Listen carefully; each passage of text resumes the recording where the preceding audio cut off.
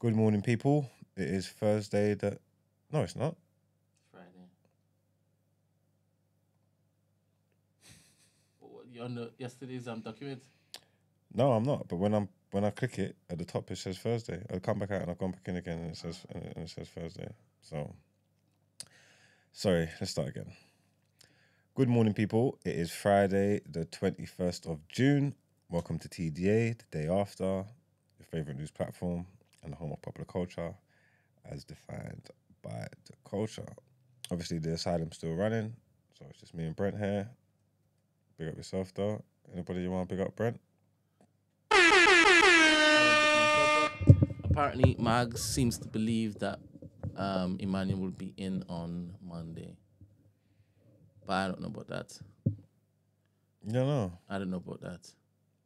And judging by the comments that are coming in, I don't think people want Emmanuel to return. I don't think the people want Emmanuel to return. Just a heads up for the people in the chat, the early birds and that. When it gets to the asking for a friend segment, there is going to be a little essay that's going to be read out. I would like for you all to be extra patient whilst it's being read out and pay attention to what's being said. We can make this a little mini discussion just after it's been read out, and I really want to gauge. The sentiments of the chat.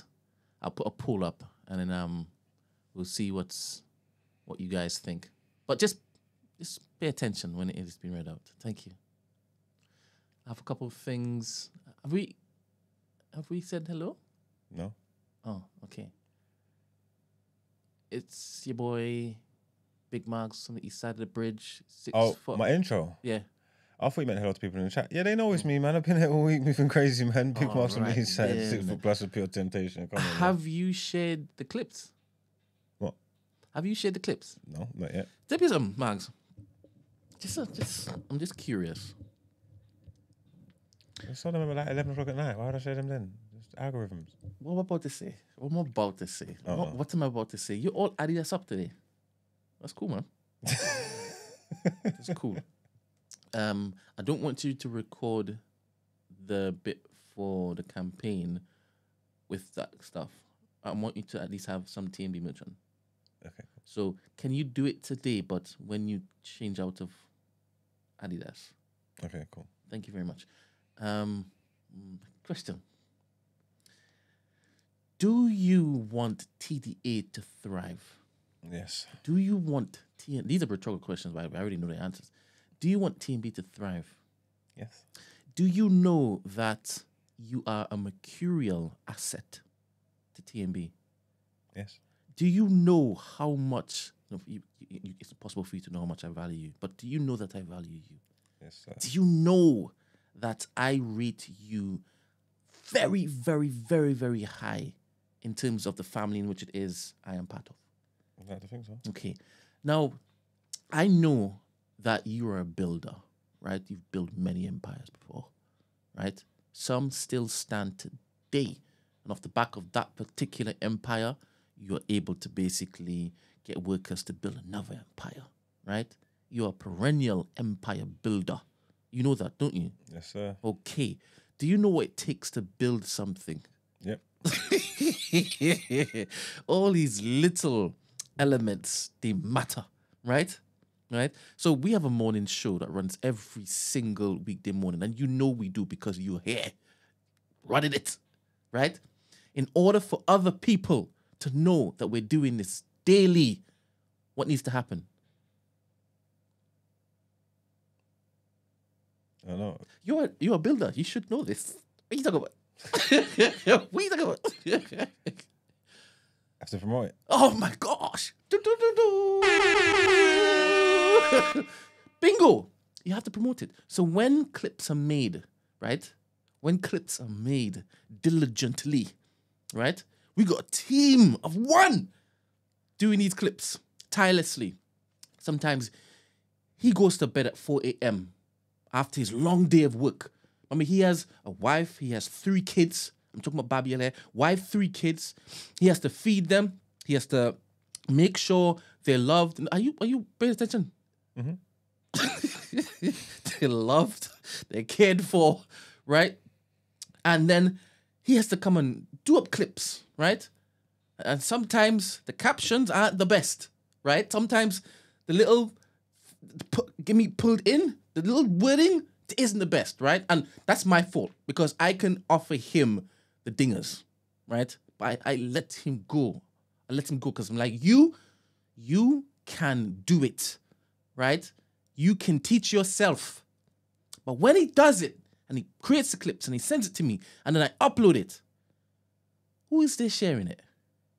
Me? No, you're not sharing it. You are not sharing it. This is disingenuous. Whatever it is that has been built is off the back of you're not sharing the clips. This is organic. And I don't want it to be organic. I need that push. I need that push. Margs, you are turning up here. You're sacrificing. You're sacrificing your mornings every single weekday. Anyone who follows me knows I share the clips. I don't share every single clip. I follow you. And you don't share the clips. You saying I don't share the clips is disingenuous. I don't share every What was the last clip you shared? I don't know. What's the last clip you tagged me? No, I tag you in everything. No, you don't. I don't see it sometimes. I don't. That's a different thing you just said. What? I said I tag you in everything, and you said, no, I don't. I don't see it sometimes. Yeah, so there's times when it's not on my feed when it like whatever things you're doing, they don't come up on my feed. Like, you know what I'm trying to say? So you don't tag me in every clip that you do. Just know this. As the sky is blue, as water is wet, as Margs is the pum father, right? We will die. Tax will be collected. These are constants. Another constant is that every single day there will be a clip to share. So when you wake up, during your day, right? Before you go to sleep, you check the TDA page. There's likely a clip for you to just promote. I don't know. Just push. I don't know. Just lightly. Maybe you need to have a conversation with Instagram because I don't get. Remember we talked about the asking for a friend dilemma, right? And I told you, you and Iman are the same people. Accountability, what does that even mean? Maybe you need to have a conversation with Instagram because I don't get notifications all the time. Also, yeah, you saying I don't share the clips is not true. If you said I don't share every single clip, I can't argue with you. But you telling me I don't share the clips is not true because I know I share the clips. You know what I'm trying to say? I don't post them myself because you don't send them to me to post them. You just tag me in them, which is cool. And I know for a fact that I share the clips.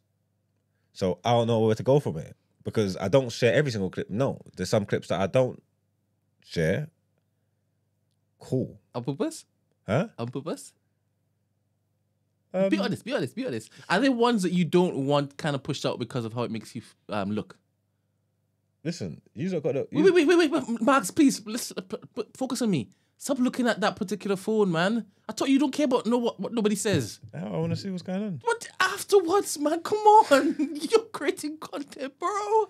All I'm saying is I do share the clips. So when you make statements like that, I say that disingenuous because you know I do share the clips. If you say you need to share every single clip, I asked you a different question. That's a conversation. Okay, what's the question? I asked you, are there clips that you'd rather not share because of how it makes you look? And you don't want that amplified. Tell the truth. Some clips, they're for you. You know what I'm trying to say? No, but I don't do the clips. I just told you I don't make them. What I'm trying to say is I give you the content. So you own the clips. They're for you. So because you like them and that's what you want to put out there, that is fine. That don't mean I have to post it.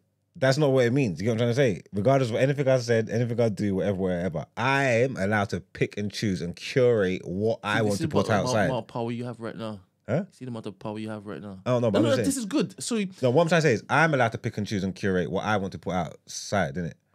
I give you this content and I'll run it off and you got access to everything I say because I said it, and you're allowed to put out whatever you want and use it in any way you see fit. I'm also allowed to put out whatever I want on my page and curate it however I see fit. So there are some things that you put out there that I wouldn't have put out there. And I'm not going to put out there. But you are allowed to, and it's not a problem for me. You get what I'm trying to say? All right. Honestly, I love what you've said because fair enough, right? Fair enough.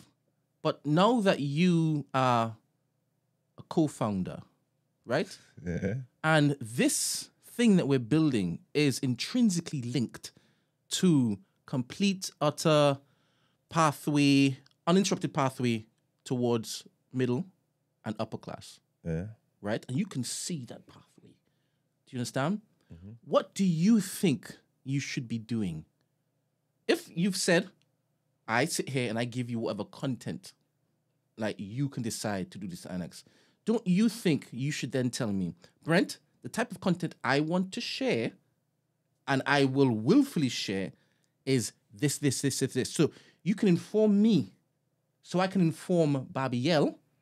No, but the stuff you're putting out's good. No, don't. I heard what you said. I took what you said on board. And I was like, okay, fair. Your takes are fair. I shouldn't look to represent you in a light in which is that you don't want out there in the public domain. In here is fine. But the amplification, maybe not. So instead, you let me know what you will willfully share, and I will inform Babiel. Those are the clips that I know if tagged, he is going to push it. Those last two, I'm gonna share them. But you saw me. We was filming last night. You saw me when I saw them.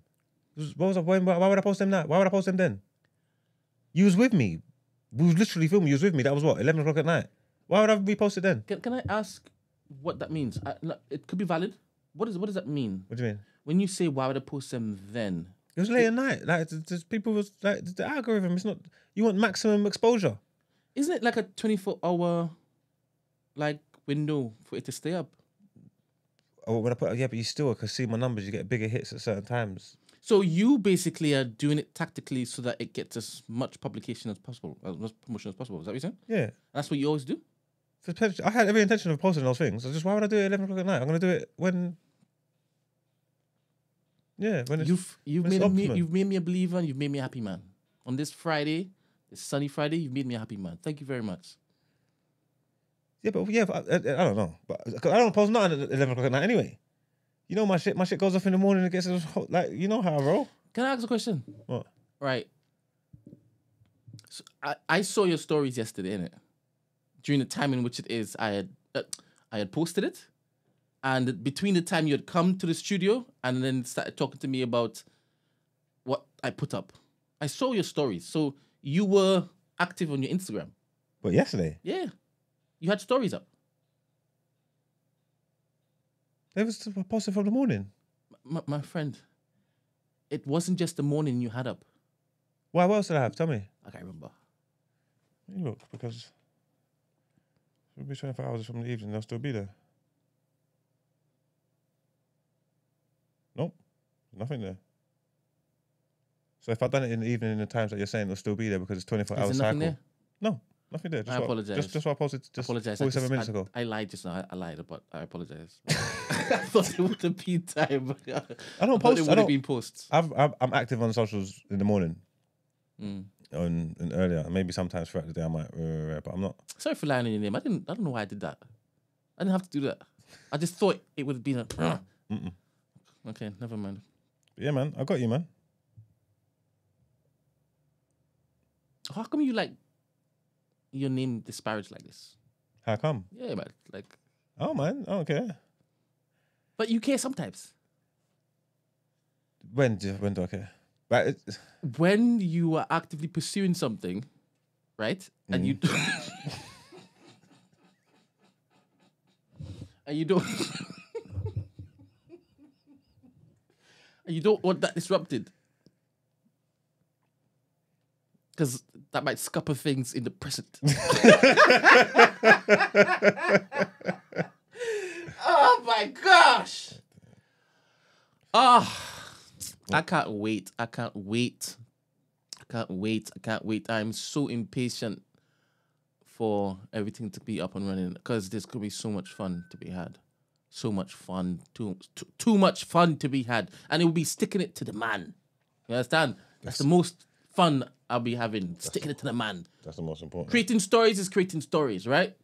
Cool. We can do as much as we want to do. We'll become the new Black Netflix. That's lovely. But sticking it to the man? Oh my gosh. Oh my gosh.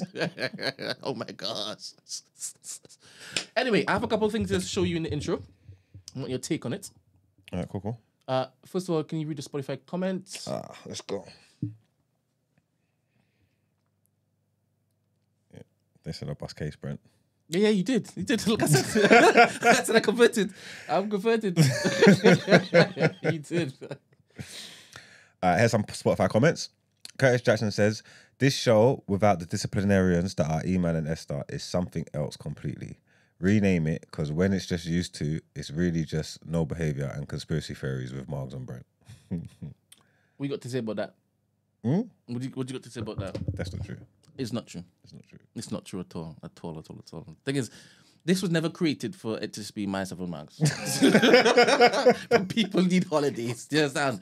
Plus, I'm only talking about conspiracy stuff because the man put it in a flipping document. It's true. You know, I don't force my theories onto people at all. Like, I really don't. Like, if people ask me, I'm like, do you really want to know? I'm like, all right, cool. Now you've got me here. Here you go.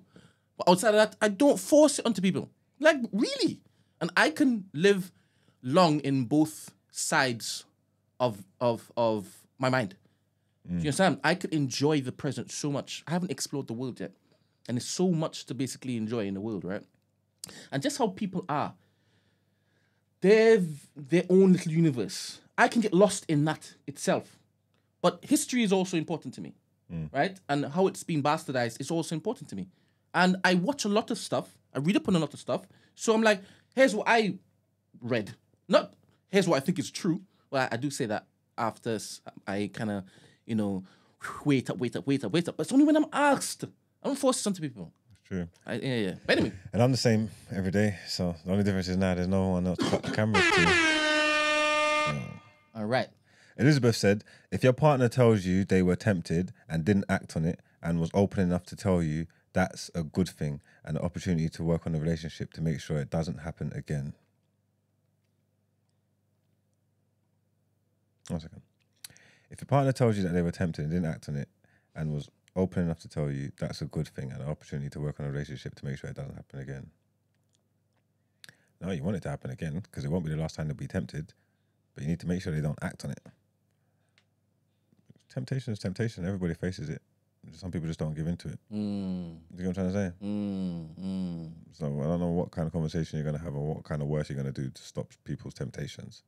But you already done the right thing, or they already done the right thing by not giving into it and being honest with you and communicating it. So you want to hope that happens again. I don't know. That's just how my mind works. I could be miles off it. I don't know. But yeah, that's the Spotify comments. What do you want to show me? All right, cool. So I woke up this morning and I saw this, right? And it kind of speaks to the same conversation that we were having about the Kendrick thingamajiggy concert, right? I'm not gonna play all of it. This goes to show this rap beef was never about two dudes disliking each other. This was never about Kendrick going crazy on Drake because he said some slick shit in a song.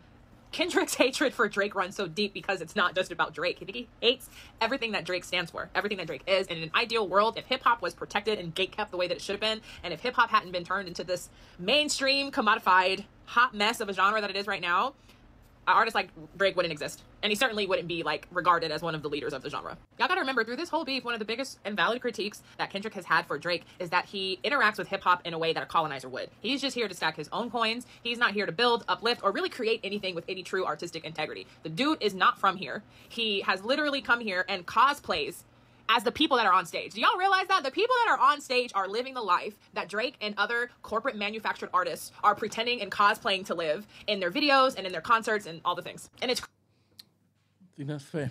I switched off, man. I don't like people like this. Talk to me. I ain't got time for it. This is what I didn't like the whole beef in the first place. Everybody wants to come and do dissertations and all these things and go in front of the camera and give me opinions I don't give a fuck about. And also, because I don't agree with them, it's harder to digest. Because obviously there might be stuff that you're saying. Well, I don't know. This hip hop purist who wanted to gatekeep hip hop so only fucking Rakim and Nas was in it. I don't know what the fuck they're talking about. God forbid Drake never existed. Do you know how much I love that music? What do you mean if you had it your way, Drake wouldn't exist? Then where the fuck would we be? All them rhythms. I wouldn't have What a Time to Be Alive by him in Future. I'd be screwed. So I'm not with her anyway. Then and after a while, I just tuned out. I was waiting for it to finish. I can't remember some stuff she said, but I don't. But what do you think?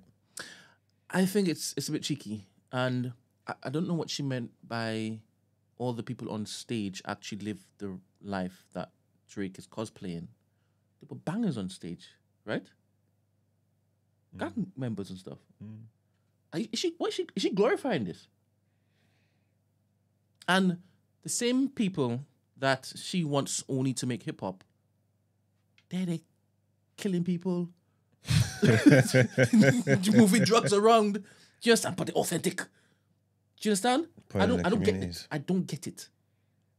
She could have went a different angle. And bear in mind, she might have. I paused it there. I stopped listening to it there too. Because I wanted to ask you the question. She could basically clarify. I don't know, but I think that's a bit cheeky. And given how much Drake has actually put in this particular industry, I think that's mad. That's mad. Yeah, these people are crazy. But I mean, I don't know. Obviously, everybody's they've drawn their lines in the sand. They're taking their sides. They have, you know. Yeah, and it just is what it is. And I guess they're allowed to do that too. Yeah, they want to get him out of here. Do you think it's gonna work? Because he's in a precarious position. Do I think they're going to get him out of here? I don't believe so. How could they get him out of here? Will people enjoy his music the same way? He owns here and there. He controls here and there. I don't know what getting him out of there means. No, but nothing was. His life might never be the same again, or his career might never be the same again. Will people enjoy and ingest his music the same way?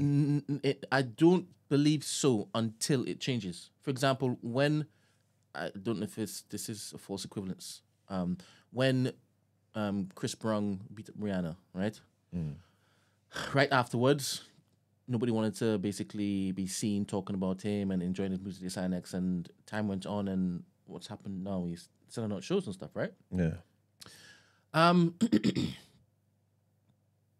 was going to say something about Drake. It just slipped my mind. Oh, did you see that picture of OVO Mark? I don't know who that is. I'm guessing it's somebody in the camp. Taking a picture of Drake wearing a hoodie that says revenge. No. No, I haven't seen that. And that conversation you guys were having about the bots and whatnot, that was interesting, right? Because your guests seem to think it didn't matter that he used bots. Marks, what are you doing? I don't think it matters. I'm listening to you. Come on, we're talking. I'm going to reply. Oh, I thought you were there reading the chat again. I am. I don't get it. Sorry. It's as though when you read it, you then tailor your response based on what you've read. That's not true. I need fresh marks. I need untainted marks. I don't believe that. Don't let the populace influence you. Yeah, I don't believe that's happened. I don't believe that happened. You can say you don't believe what you want to believe, but sometimes you raise your head and you have insights that you never had before. You put your head down. And it's very pointed. Then I'll look in the chat and be like, Fernand said it. Fernand brought it up. Oh, where did that come from? Original thought? No. You got it from Fernand. No, that's not true. Sometimes it happens. No. Next time it happens, I'm going to point it out to you. You point it out to me because sometimes I'll be saying things and people be agreeing with me. It's just like we having similar thoughts because ain't nothing new under the sun. It just be happening. Spider-Man. Sometimes I'll be saying things and someone be saying the same thing in the chat. It's not because I read it. It's because I said it and they thought it. I need to get one of those things that locks off any data when you get into this room. Because I only want original thoughts. Back to what we were talking about. Crap. This is what happens when... You're talking about the bots. The box? The bots and the guy and yes. I guess saying that it doesn't matter. You had an interesting opinion that... I think it don't matter. Don't you think it actually influenced what people were talking about, what they were seeing, and what they believed off the back of what the bots did? For example, if you've gone online and seen that this is the first time in history where a rapper like Drake has received more dislikes on his song. For a lot of fickle-minded people, they'll be like, oh my goodness, we also must not like this song because everybody's not going to like this song because everybody's basically said they don't like this song. That's true. So to say it doesn't matter, I don't know what that means. Then why did you even touch it in the first place? Don't say it was used as a strategy. You can't. Kendrick's not supposed to need that. He's just supposed to be a hip-hop purist, right? He did everything different. It's just overkill. You just I think. You see how you are using that particular bias now to say this is why he did it. It was really a genius take. My friend, I don't see it as a genius take at all. I don't, because if it is you're there rinsing this boy using AI to basically replicate Pac and Snoop and whatnot, and then you turn around and use bots to basically dislike his song at a time in which is everybody needs that proper reflection of what people actually think. A lot of these sheep out there, all right, if everybody's doing that, then I must also do that. There was a question he asked, Loons. If everybody's saying the same thing, then surely I should also say the same thing because everybody agrees with it. Can you remember when he asked the question? Yeah. I find that is mad because it speaks to exactly what we're talking about. Depending on what we decide to put out, no original thought. And that's what also Ryan was talking about with the whole COVID and this, that, next, right? And, Fauci was like, yeah, let's just all basically just tell them this is what you need to do and they will follow. So to say it doesn't matter that he used bots, my friend. I think the way everything panned out, the outcome would have been the same. So making it look worse with the bots was his choice. I don't think it was needed. That's why I would say it don't matter. I don't think it's the bots that's turned the tide in the beef. You know what I'm trying to say? That the sentiment was the sentiment. People was feeling how they was feeling. The people on the timeline that was talking what they was talking and getting involved in the people jumping on TikTok and going on in front of the camera, that weren't bots. That was humans. And there was enough of them feeling how they was feeling. So I get what you're saying about the influencing. Go on. No, because you're not getting what I'm saying. Because the people who jump on TikTok and make these videos, they all want to be part of that particular cult and culture of clout. They want attention. They seek the attention. They're addicted to attention. And if everybody is seen or perceived to not like this thing, they're going to know this is what's going to get the most clicks. Let me go and make a video about that. So don't suggest as though it's disconnected. And they had their own original idea. No, you see it every single day. Once it is this particular thing is happening, you mentioned Lin May. What are you talking about? You know me. How are you there jumping on this bandwagon? Because everybody was doing it. And that's what I need to do, to get the clicks. It will change a person's mind like that. These clout chasers, these people addicted to attention, it will change them like that. Because I'm only interested in this. I don't really need to feel this way. But I want more followers. I want more retweets and stuff next. So to suggest that it doesn't have an impact, brother, it does. Yeah, no, it does have an impact, but I'm saying I don't think it would have changed the result. That's my point. And I would like to ask you, how can you extrapolate that response or that belief with you also saying this don't matter? You've already factored in that this doesn't matter. How can you still say, I wouldn't have changed anything?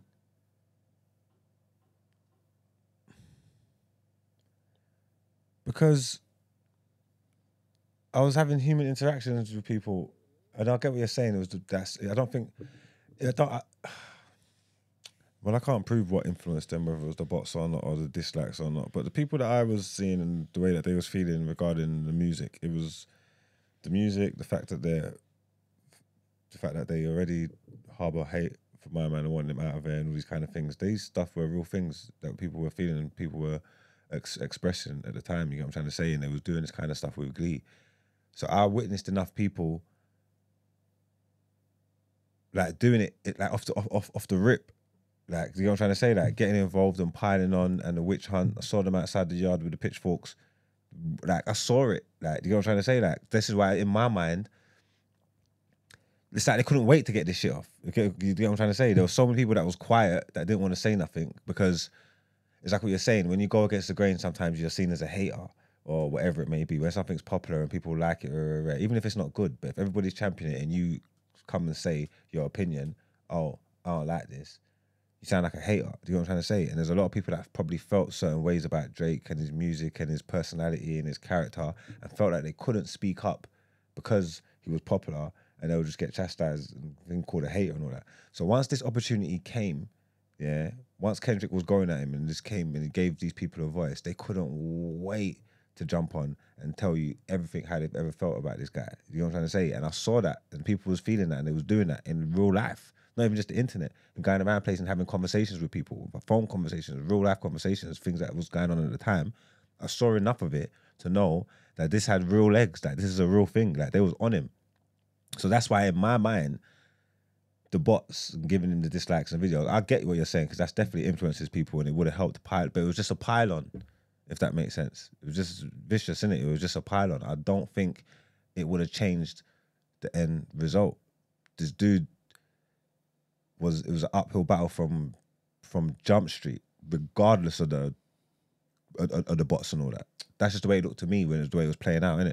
So I think I hear you saying, Brent, if I didn't have access to the internet, I listened to the tracks and I made my own opinion as to who won. I can hear you saying that.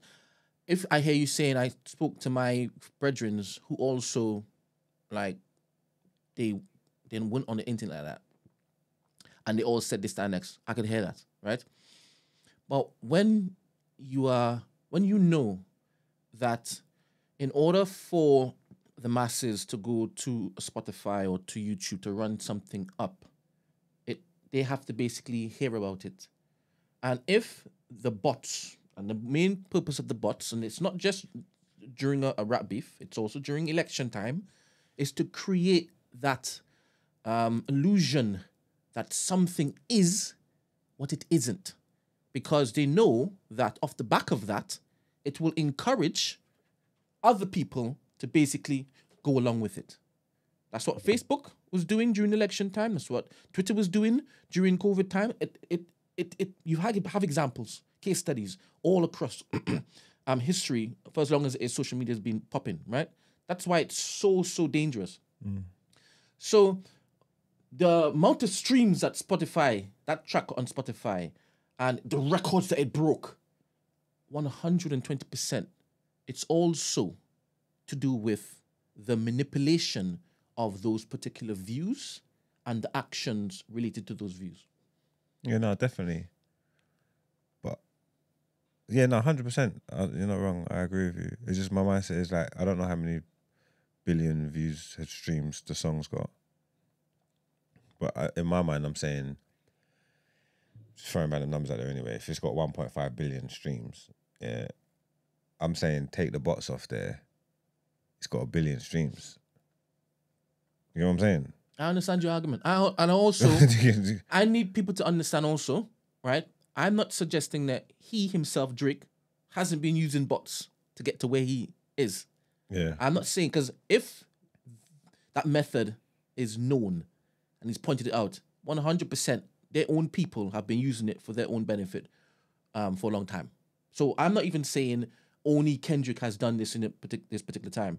I'm just saying this particular bout, there was more involved, more at stake than you utilizing that in order to now get your perceived outcome. Especially if it is you're saying you don't even need any outside or external influences. So is this a mark against him, like how are you feeling towards Kendrick or the result, or does it change your opinion on everything that's happened? If it's I still believe that he has far too much for Drake, because it isn't just because everybody has a reason to hate Drake. That's not just because. So it's disingenuous for me to say that if it was an even playing field, that it would be, no, I don't think so.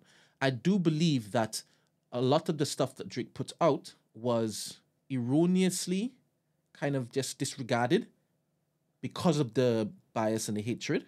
Yeah. And that's unfair, right? But it's life. You have to deal with whatever is in front of you. That's part of who he is, that's part of who Kendrick is, and they knew it coming in, right? Drake and a lot of people found out how much people hated him, but that's on him, and it's not on Kendrick to basically. Wait until it is that you patch everything up with hip hop culture, right? Before we go head to head. That's not how it works. That's not life.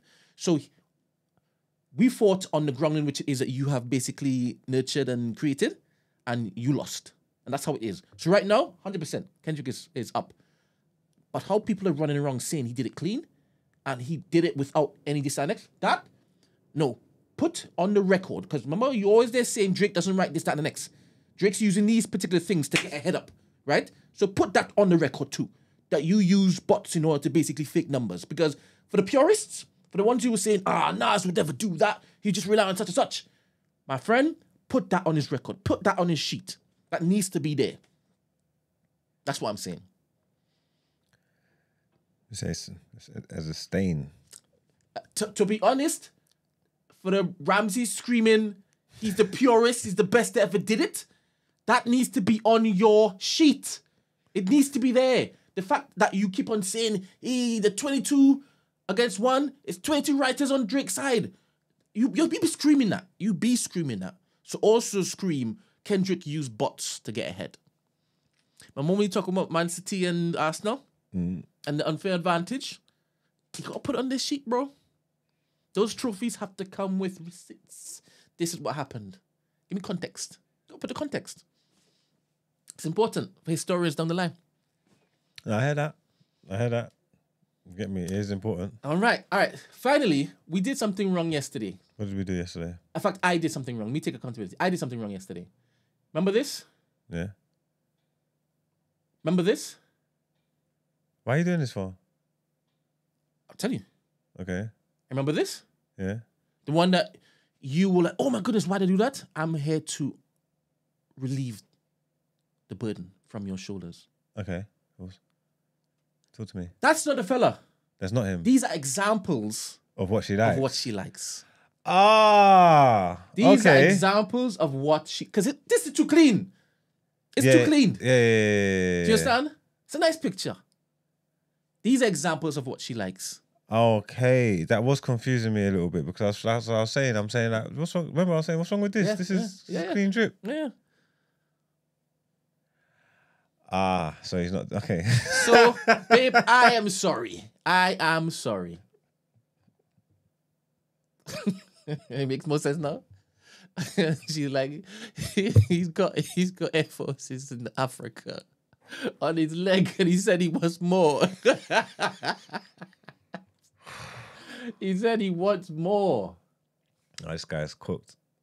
I thought it was like, this was saving grace. You get what I'm trying to say? Yeah, I thought, he's all right. Yeah. But So I told him we did a dirty, and I will correct it in the morning. So correct it. That's mad. That's not him. He's blowing. Yeah. Okay, cool. So he's just their gold Air Force man. Yep. Yeah. It's tough. But she gave the update. He's done it anyway, innit? Yeah. He's a different level of animal. All's well that ends well, then, isn't it? All right, let's get into some headlines, man. let's go.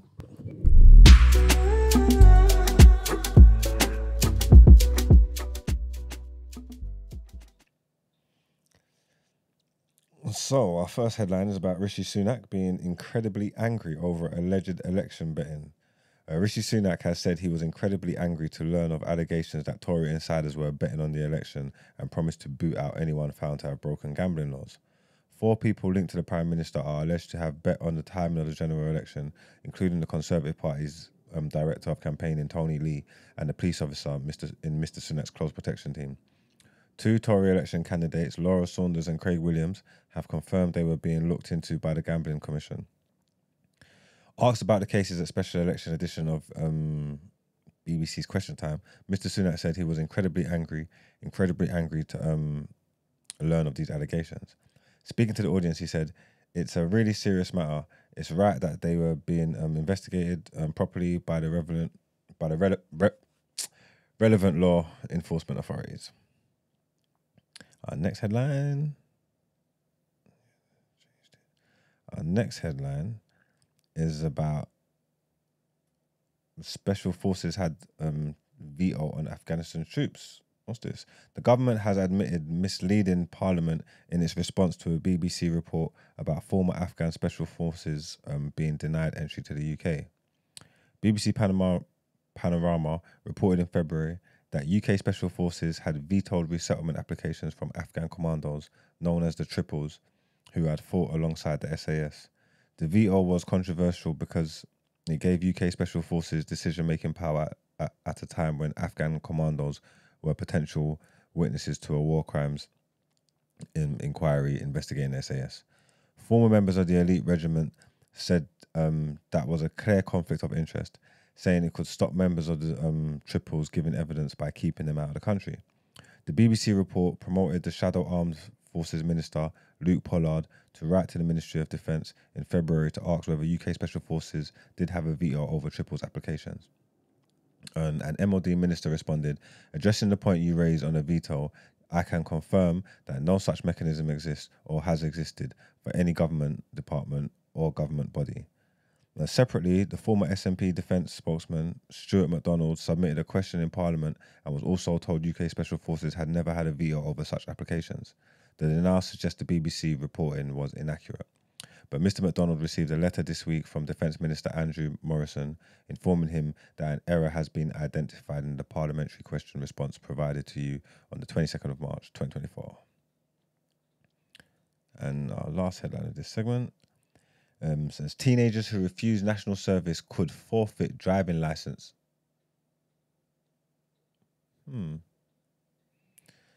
Young people who refuse to do national service could forfeit their driving licences and be denied access to student loans, Rishi Sunak has suggested. The Prime Minister said there would need to be a set of sanctions and incentives to ensure compliance with a new scheme proposed by the Tories. When asked how he would make youngsters take part, he suggested the UK could adopt punitive measures used by other European nations. The Tories have included plans for a new national service scheme in their manifesto. Under the plans, every 18-year-old would have to spend either a year in the military or equivalent of 1 weekend a month in a volunteering role. Mr Sunak was pressed on how he would enforce the scheme, which Conservatives say would be compulsory, during a Leader Special on Question Time. He said, you'll have a set of sanctions and incentives, and we will look at models that are existing around Europe to get the appropriate mix of those. And asked what that meant, he added, there are all sorts of things that people do across Europe, whether that's looking at driving licences, or other access to finance. He wants to take away the kids' licenses. Rishi's a madman, isn't it? Rishi is an absolute madman. But yeah, conservatives. But yeah, that's the end of our first set of headlines. Let's get into what you're saying, topic of the day. All right, then.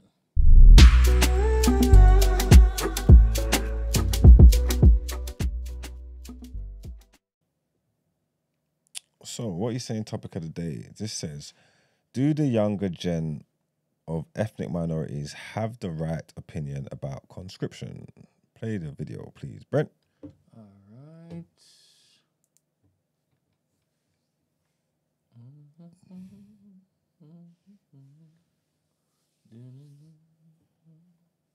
Let's see what this is about.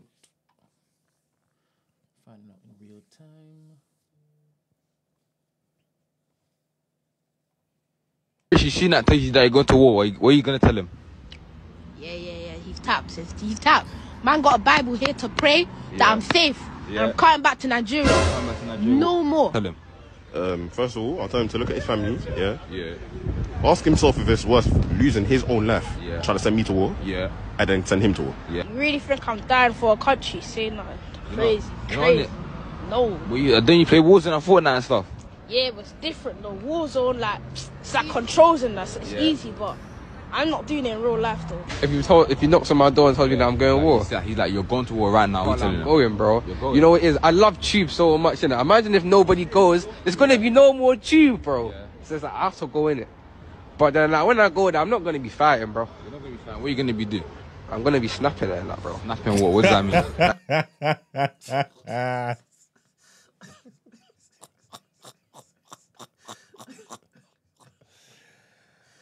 Man said I'm gonna be snapping it in that, bro. That's facts though. The guy's dying. What about you? What, you going to war? Why would I go to a war for a country I don't even like? Yeah. Literally. Like, you can send me back to Morocco, I don't mind. You seen I started the war, so really, I just moved back to Pakistan. Or, I wouldn't go to war. I might run go classic like 1 year, but that's it for him. What if Rishi Sunak tells you that you're going to war? What are you going? That's funny. I like that they engage in politics at such an early age. That is funny. I don't even know that. Again, don't you think it's funny that obviously, like, even like back in the day, everybody used to get so mad when they used to say go back to your own country, and now that's everybody's moving like that's the flow that they're on. Yeah, he just said that for the camera. We say he don't want to go Pakistan. No way. No way. I said no way, no how. Parents were like, nope. Mm-mm. Do you think it like what if the people in the 40s and 50s had this attitude? It kind of, which we had different thoughts there. What you talking about? Just about not going to war and not fighting. Well, one of them said he would, and he would have snapped. He said he's not going to fight. He's not going. He said he'll go, but he's not going to fight.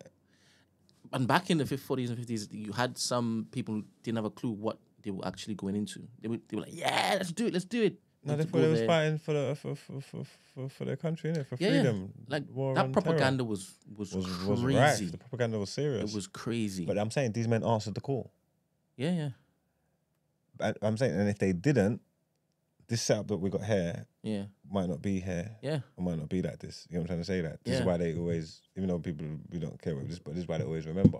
You know what I'm trying to say? And the remembrance for the people that fought for their freedoms. That's why certain things didn't happen. And whether you, I don't know what kind of stock you holding that or not, but these are facts. If them man from them times there didn't answer the call, we wouldn't be afforded the freedoms that we are now, or things would look different. We don't know what they look like, but they'll look different, innit? So where did this generation get off saying that it's selfishness, isn't it? Like people before you done it, this is what I'm trying to say, you're not even thinking about a future. If there was a time when you actually needed to stand up and be counted, what do you mean you're not doing it? Yeah, I guess we need to live. Also, I say that to say, no, fair, but you're making the argument. Yeah. It's for this discussion. Let's say we lived in Palestine. I mean, if you interview the children there, it would be different responses. Yeah. 100%. You interview the children in Israel, different responses. Because they grew up in that environment. They're used to that particular necessity of possibly having to put your life on the line for what it is that you have built. Or what is being trying to be stolen from you. Is it because it's like people see war as like going somewhere? If it was a case of they was telling you these man got boots on the ground. Remember, England don't get invaded like that because it's an island, isn't it? I don't think there's, apart from the Vikings. Depends on who you listen to. Stop the boats. Farage has been saying it's been an invasion. He's been saying it. We talk about. Apart from the after the Vikings came and mashed the place up and populated it and took it over and made Britain what it is. Since then, no foreign enemies put boots on this ground. You know what I'm trying to say? So it's different when you're talking about you're going to come round the kids up and take them and send them places. But would the attitude be different if there were invaders? If you was told that they're up there and they're making their way down and they are here, boots on the ground, tens of thousands of them, and they're coming for everybody. You know what I'm trying to say? Regardless of what you think, doesn't matter, creed, hue, whatever. Like the question that you've asked, it's good. They are stepping. Yeah. You know what I'm trying to say? They are stepping, and this is on, and it is up and stuck. Would the answers be different? Are you gonna fight? Are you repping? Are you gonna go fight?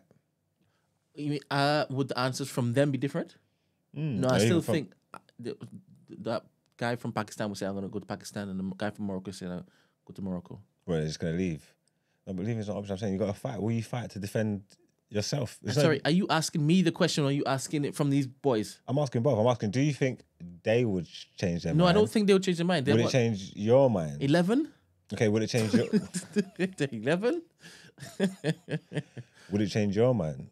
Would I go to Scotland and fight? You could just wait for them to get here. Yeah, wait. I'm not going anywhere. No, I'm saying, would you take up arms and defend If it comes to my door, your land? if anybody comes to my door and looks to take what is mine, It's looks to jeopardize what is mine. It can't just be your door. You can't just wait for it to get your door, because by the time it gets to your door, it's too late. It's taken over. That's why you got to stop it before it gets there. You got to Make your mind up. What are you asking me? Am I going to stay? Because you said, am I going to basically stay or am I going I'm to saying go? That's what you asked me. What I'm trying to say is them having boots on the ground and being on British soil is on your door. So am I going to go to Scotland then? Is that what you're saying? Okay, fine then. Yeah. That's why I asked you the question. Yeah, but I'm saying it's the same thing. I'm saying you don't have to go to Scotland. You could probably wait for the troops to come down. But I'm saying, are you going to make your mind up? Make your not mind to your up. front door? I'm saying just come Which to London. one? Come to England at least. Okay, are you going to meet them halfway? I'm not going in to the Scotland. Midlands? Okay, are you because going in my to head, the Scots, Braveheart. they fight well. Yes. Okay, they've been making their way down. They're in the Midlands now. We're trying to gather some troops to go to the Midlands to put up a final front to stop. Are you going to the Midlands? No, not yet, because they've been those in the Midlands been telling me get out. So let those people that you are there saying, "Hey, go England, right? Let them come up. Let the locals, the natives, go up and fight for what it is that they've said is theirs, right? And after they've all been gone, we will call in the big boys, the blacks from over in the continent, and say, all right, cool, the whites are gone now.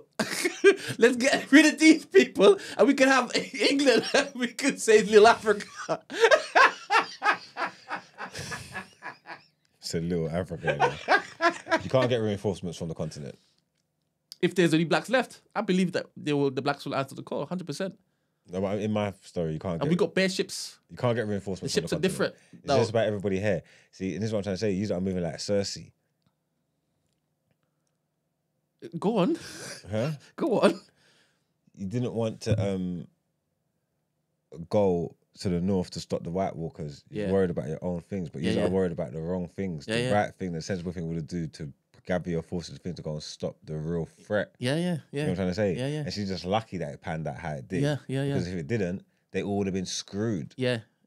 So make an argument why jump outside of yourself now and you're not talking to Marx. Say Marx who said that he's not going anywhere, right? Make an argument for Marx to basically pick up arms to go up to Scotland or the Midlands. What would get you out of Hackney?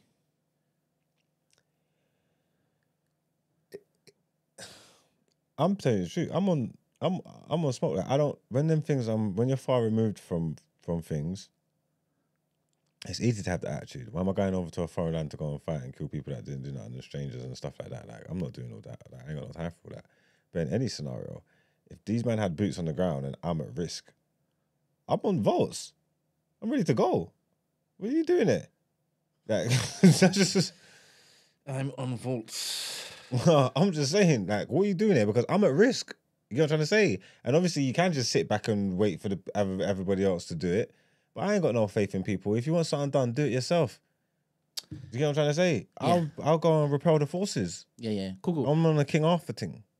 Yeah. I'll lead the troops. Romanticize all of it. So I'll lead the troops and I'll go and you lead the repel troops? the forces. You lead the troops, yeah? Obviously, I'm not like no foot soldier. I'm not no cannon for that. But that's what you're telling me. I'm a general. You're telling me you're just that number. No, I'm a general. That's go in the front line. No, I'll be like the leader of my own unit. I'd be like, you know what I'm saying? Yeah, you're gonna get the Mashtong unit. Maybe.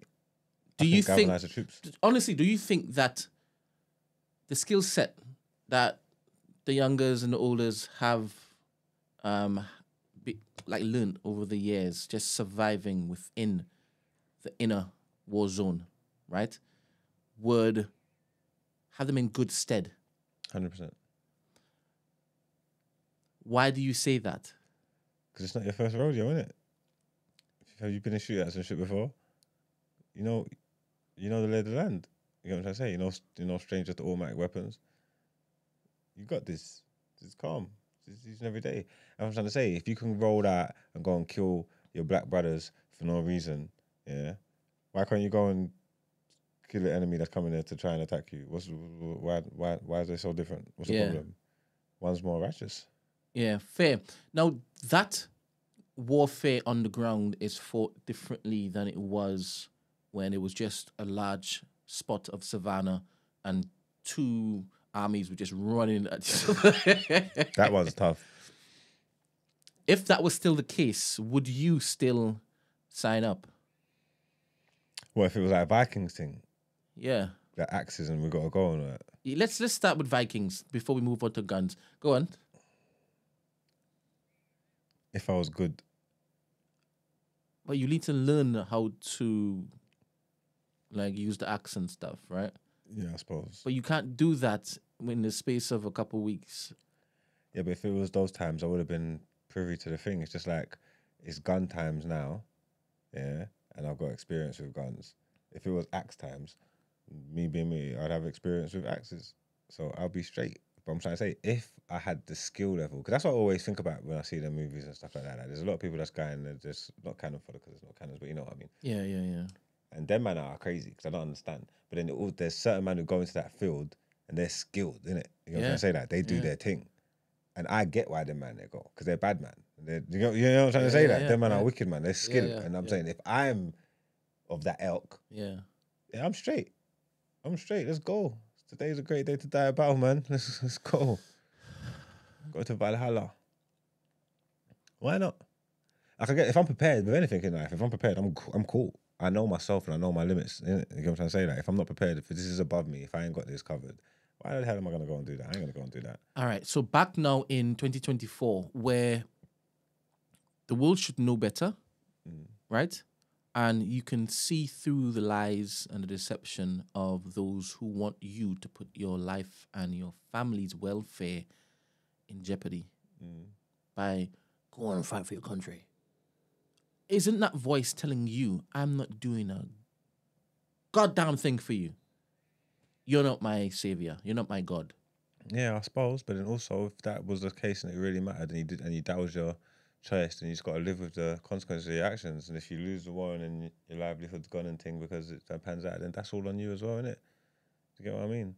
Like, if it was a necessity, and obviously they're playing with your mind, it's not like that, but I'm just saying if that was the case, if you actually needed to do something to stop something and you didn't want to do it because of that's how you felt, you also got to be prepared to live with the consequences if your side lose. You know what I'm trying to say? Because we're here, anything could happen. Your life as you know it could cease to exist. Your freedom's taken away, all these things, and then was you better off for it or was you worse off for it? Because whatever situation you get into, you might have thought, fucking hell, maybe I should have fought. If we won this war, we wouldn't be like this. And obviously, I might not be here to experience it, but still, got a family, children, future generations. Sometimes it's not always about being selfish, man. Fair. But as you sit here as Mags today, the only thing that you look to die for is your family, right? Yeah. So if the question was posed to you today, the only thing that you would fight or go to fight for is if it is that your family is in jeopardy. That's the only thing. So no other propaganda is going to get you going out there. It's not going to be to save these great British Isles. That's not going to get you. But if they're on the Isles and there's a chance of losing, my family's in jeopardy. Suppose Like, why wait till after the fact? You got to be proactive. When you say jeopardy, it's not like they conquer and look to kill everybody who's there. They now look to want to just control you. They're going to be the new government. Yeah, but in my mind, Just the new owners. You've had bosses that switch around. but in my mind, let's just say that they're going to go house to house and kill everybody or kill the But first why is ones. that in your mind? Because it's more fun.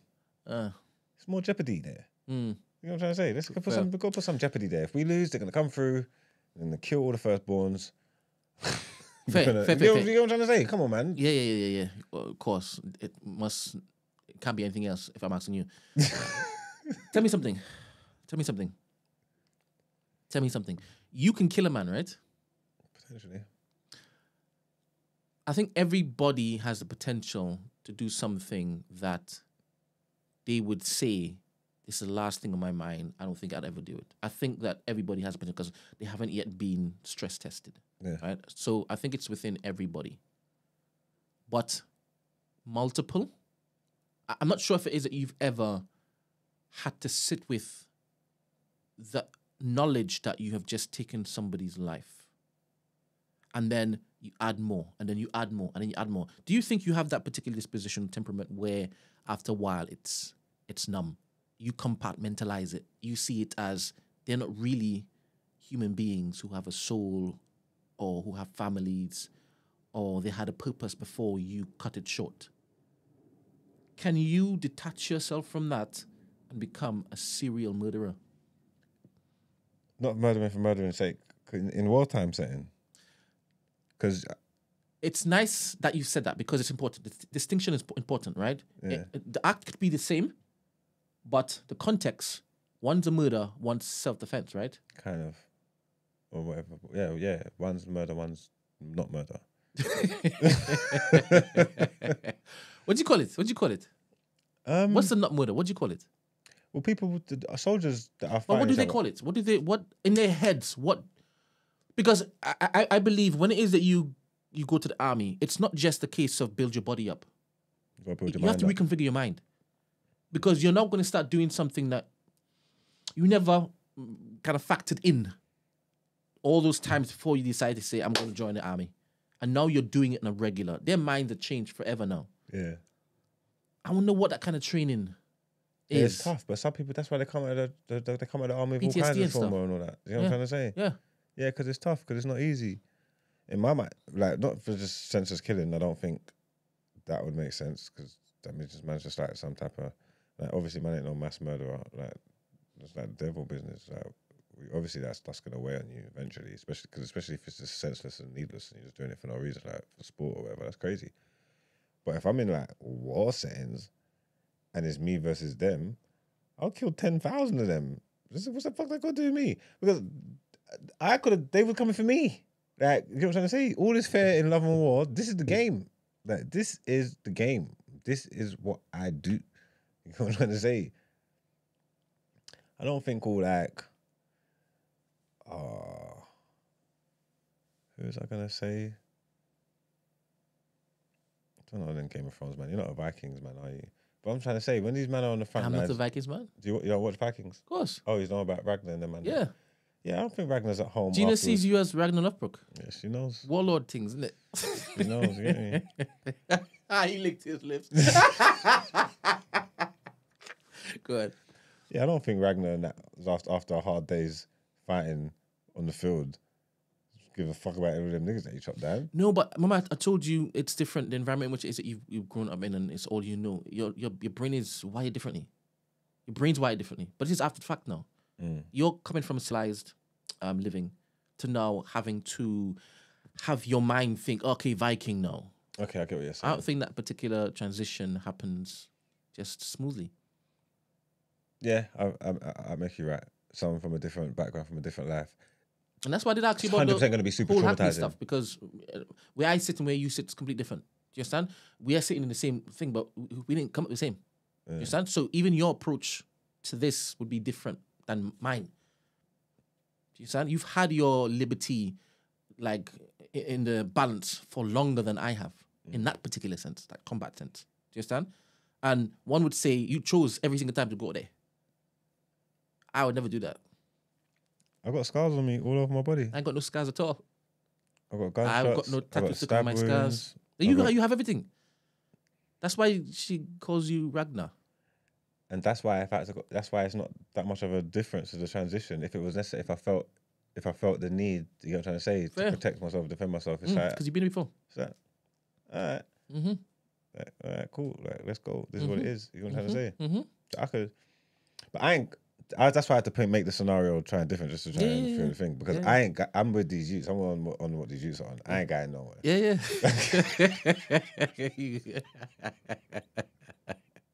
I hear you. I don't give a fuck what they did in World War One or two. Thank you. You know what I'm trying to say? Lest we forget. Big up you. Nah. Yeah. Like, you know what I'm trying to say? I ain't doing it. Yeah. Like, armies are madman thing. Like, even people that go and sign up to the army now and potentially can go and that's, you are sick in your skull. Like, you are, madman thing. I ain't going to no army. To do what? For what? Yeah, nah, you lost your mind. That's why the jeopardy's got to be there. I got to be under major threat. You know what I'm trying to say? Like, it's got to be real for me to even consider doing this nonsense. But I ain't going to no army. You get me? For these people. And then obviously, ethnic minorities and that got a different history with Britain. and the way that they treated us at wartime and stuff like that. And the whole reason why there's so many of us over here is because you was bringing us colonizing over everything, here and to use us as fucking cannon fodder and on the front lines to buffet your white soldiers and stuff like that. Like, you get what I'm trying to say? So we've already been treated down bad in war, and they don't get remembered like what they're doing. They just move like it was just the English people remember it. They don't send out the same kind of love to India and the Caribbeans and Africa and all them kind of things. You know what I'm trying to say? So as ethnic minorities, we've already got a different mindset with this stuff. So people could be seeing these kids, and even white people can be seeing these kids and feeling however they're feeling towards them and all that. But usually that ain't us. You know what I'm trying to say? Like, they ain't like us. This is it.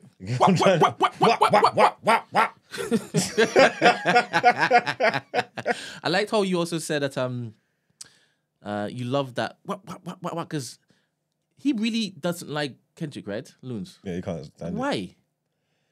Because that concert was wavy, right? Yeah. And what he was able to do, even if it was just for the night, to be able to bring those particular gangs on the same stage to say we are united over this cause, that's wavy. Yeah, but right? Lewis's bias knows no bounds. And that's what he's made his mind up. He don't rock with Kendrick. He don't rock with Kendrick. He don't care about that. So he's not even prepared to see the good in it. Like, he's just not on it, innit? Like, that's just where he is, isn't it? Once he digs his heels in, he's made his mind up. He draws his line in the sand, and that's where he's at. You know what I'm trying to say? Like, Kendrick's an idiot. Anyone that likes Kendrick is an idiot. And that's where he's at. So why is he gonna watch that shit? Because I asked him what he did in the radio. He's like, no. You know what I'm trying to say? And it's like, I've got no urge to go and watch that and go and listen to them songs and because I'm not a Kendrick fan like that. You know what I'm trying to say? Like, so it's kind of lost on me. Like, I couldn't care less. But I've got eyes. Like, I'm a human being. Like, you know what I'm trying to say? I can see what that was. Like, you know what I'm trying to say? And even watching some of them clips, like, I'm not gonna watch it all through, but even some of the clips, it has the same effect. Like, you can see this is legendary shit. Like, even if you don't even like the music or the songs, how can you not say that was dope? Like, that was dope. Yeah. You know what I'm trying to say? But you can't bring yourself to say it. You're saying, nah, that was whack. And the thing is, there are more people out there like Loons than we might even know, right? There are people who would just discredit this guy, Kendrick, because of his style, or the style that he thinks Kendrick has. Because remember when, as I was saying, that Kodak Black is a... So on Kendrick's album, he has a track with Kodak Black. Kodak Black. I'm like, I'm seeing Kodak in a new light. Maybe it's what he decides to jump on that I prefer than his own stuff. Okay. Because that was sick. I'm not gonna lie, and obviously it's different strokes for different folks. I hear all that, and he got his different takes, but he's got points. He makes points when it comes to Kodak, and because of the way he sounds and stuff, you might miss it. You get what I'm trying to say? Like, you might not, like I'm trying to say, you might not be able to digest his music properly because of his accent and like the tone sonically. It might not work for you, but Kodak be saying some shit sometimes. Like, you get what I'm trying to say? Like, Kodak be saying some shit. Like, this is facts as well. You get what I'm saying? If you come from a certain demographic and if you can maybe relate to more to some of the things that he's saying, you might feel it differently. You get me? But he's got some points that he makes when he comes to Kodak. Fair. But in my head with Kodak, right? Because I've heard him by himself. I've also heard him on a recent track that I listened to with I don't know how you pronounce it, Dorichi, whatever. And he wasn't even on the beat. Do you understand? I cannot rearrange my brain to say this is new hip hop. I can't. Because you need to not have me, like, where do I move? Like, how do I move? I've been used to what Dochi's doing, and you've now featured on it, and you're off beat. But was he definitely off beat? Maybe you're just not picking up. You see what you're doing. Now, after this show, I will play it for you. Yeah, because maybe you're just not picking up the frequency. In fact, let me. Maybe he's spitting on the offbeat. Let me. I'm gonna not pause it. I'm gonna mute it. I want everybody to go and listen to this track whilst I mute it and play it to Marks. I don't want this particular stream to be flagged, and I'll come back and then see Marks' response. So I want everybody to do it, so you all don't feel as though we are taking you guys away from this particular production, right? So let me just mute it. No, I've muted once I've actually clicked it because that's important. All right, so Doichi, oops, wrong one. I know I'm pronouncing her name wrong. Doichi, what it is. remix. So the track is Doechi, and you spell it Doechii. The track name is What It Is remix with Kodak Black. Doechi, What It Is, feat Kodak Black. I'm gonna mute it now.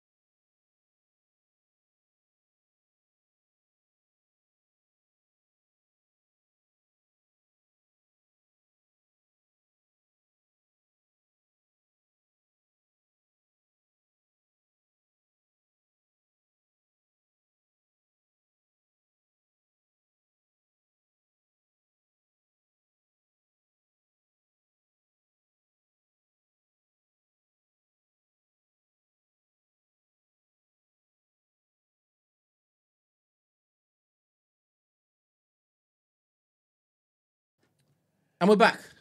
Okay, so it was just that first couple of bars where he done that. But he was obviously he's got the creative freedom to do what he wants within the rest of it. But he ended on the beat. He did. You know what I'm trying to say? So that's why he managed to do it because it didn't break the pattern in it. So like he started, he went ooh, but then when he finished, it was on the beat. Yes. So it was still on beat. No, It was just my friend. Kendrick would never. Do you know what I'm saying? Now, I have no problem with him doing that because I've heard him do it before. It's not the first time I've heard him offbeat, but I guess it's his style, right? I can't unhear that. My ears, they're tuned to a certain patterning and etiquette whilst rapping where you lose marks for that. That's just me. And I know it won't be for everybody because for Loons, he's the greatest rapper alive. Do you understand? For me, it's difficult for me, because I told you I don't like mumble rap at all. It's difficult for me to even engage and connect with music I don't understand or can't follow. Right? Now, in me saying that, I could listen to my piano, not understand any of the words, but love the vibe. So please take that with a pinch of salt, with what I just said. But if it's in English, and you need me to listen to something, I'm going to critique the things I don't like and champion the things I do. Because I did. When I told you, he dropped on Kendrick's tune and it was wavy. And I said to myself, I need to tell Loons, I think I see what it is that you said about Kodak in this track. But I don't listen to Kodak religiously. I did ask Loons to send me some Kodak joints, but he hasn't yet, right? And that's my problem with Kodak. And that's with any mumble rapper, by the way. That's with any mumble rapper. Some of these mumble rappers are so rubbish, but because of the vibe and people say it's about, or you need to be high or something when it is you listen to it, I don't. It's difficult for me to basically engage or connect. You understand? And I don't have to love everybody, but I will give credit where it's due, and I will say this is what I didn't like when I hear it. Yeah, I hear it. I think Kodak's cold though. Obviously, that kind of stuff where you go off the beat, it's an acquired taste. It's done intentionally as well. That's one thing that you have to take into consideration. It's not like, oh, he's off beat because he ain't got no skill or no timing and he don't know what he's doing. Them kind of things are done intentionally. You know what I'm trying to say? And you work within the parameters of the 4-bar beat. And once he gets back on by the 4th bar, it's if he gets back on beat by the time he's supposed to, it's still on beat. If that makes sense. Sorry, that type of. I can't buy what you've just said. Because people play with their flows, innit? I'm not saying you can't hold that opinion. I just don't. I can't hold that opinion. Okay, cool. I can't. I get what you're saying. Big up Kodak. Big him up. All right. Next headlines. Let's go.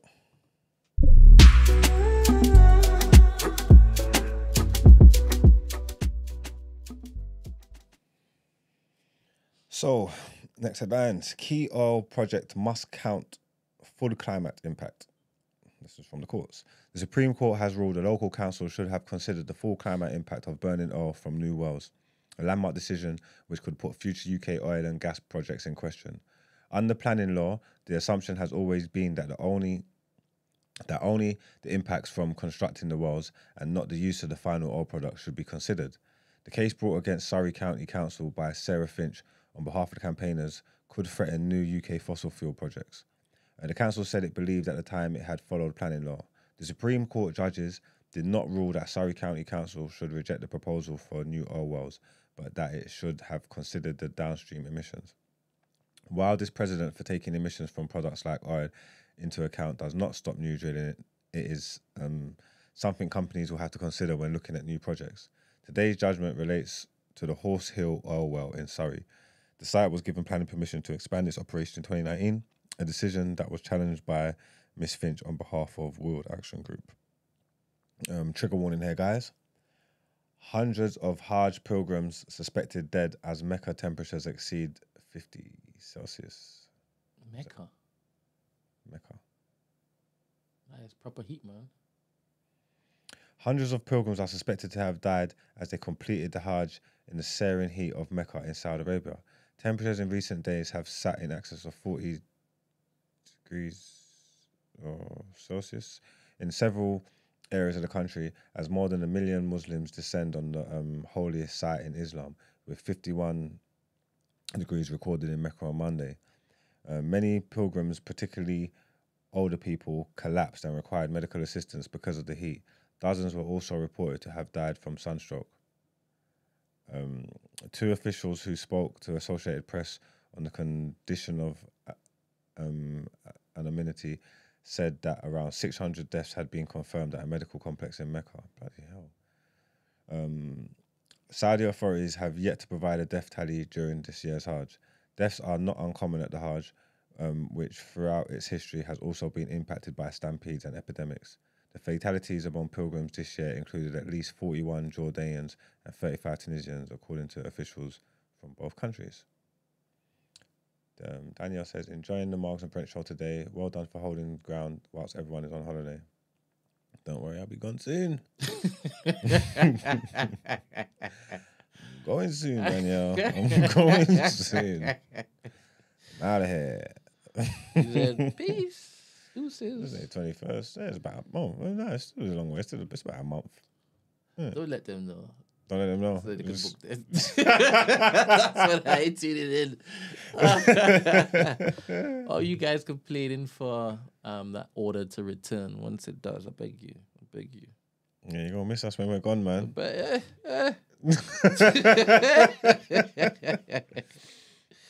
another trigger warning. A mentally ill tube pusher found not guilty over London Underground attacks by reason of insanity. A mentally ill tube... That says pusher, but this says passenger. Was he pushing people? Anyway, sorry. A mentally ill tube passenger has been found not guilty by a reason of insanity over 3 attacks in as many London Underground stations. including causing someone to fall onto the rail tracks.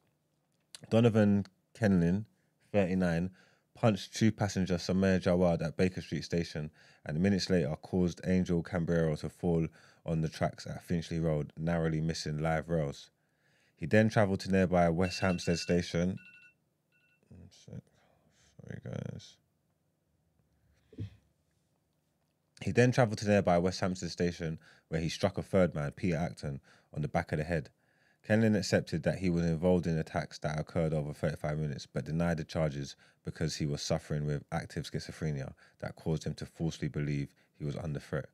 Jurors at Old Bailey were asked to consider whether he was too unwell to know his behaviour on October 27, 2022 was wrong and whether he intended to injure Mr. Cambrero. He was cleared by the jury on Thursday of attempted murder against Mr. Cambrero and of causing grievous bodily harm with intent to do the same. A verdict of not guilty by reason of insanity is a special verdict and does not mean Kenlin has been acquitted on those counts by the jury, but means he likely faces a hospital order when he comes to be sentenced on the date yet to be fixed. Now it's time to pay some bills. And time for asking for a friend. Oh, here we go.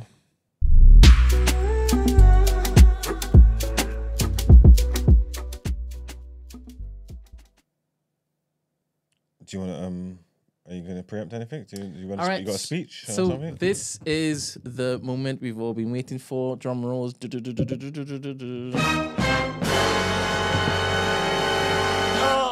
So we got this submission in, and obviously it's just myself and Mags in today.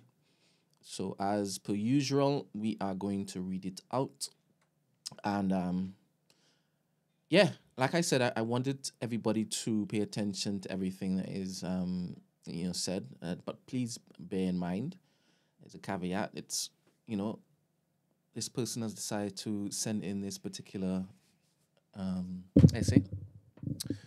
And I'm not saying essay to be rude at all. Please don't take it as that. It's quite a long message. And please be patient whilst Mags reads through it. And then we'll have a conversation afterwards to see how the community is feeling and how the two members of TDA in this studio is feeling. All right. Thank you very much. Oh, do I just go? Yes, please. Okay, then. Bear with me, guys. Concentrate as well. Listen to every word.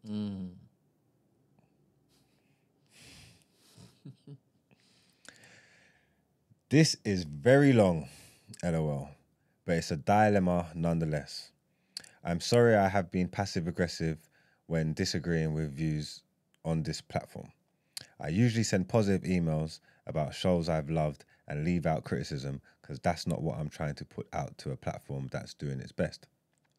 No matter how seriously I disagree and find some views apparent, I always put it down to everyone is entitled to their opinion, because no matter what you believe, your opinion, being a racist, homophobe, misogynist, etc., it's your opinion.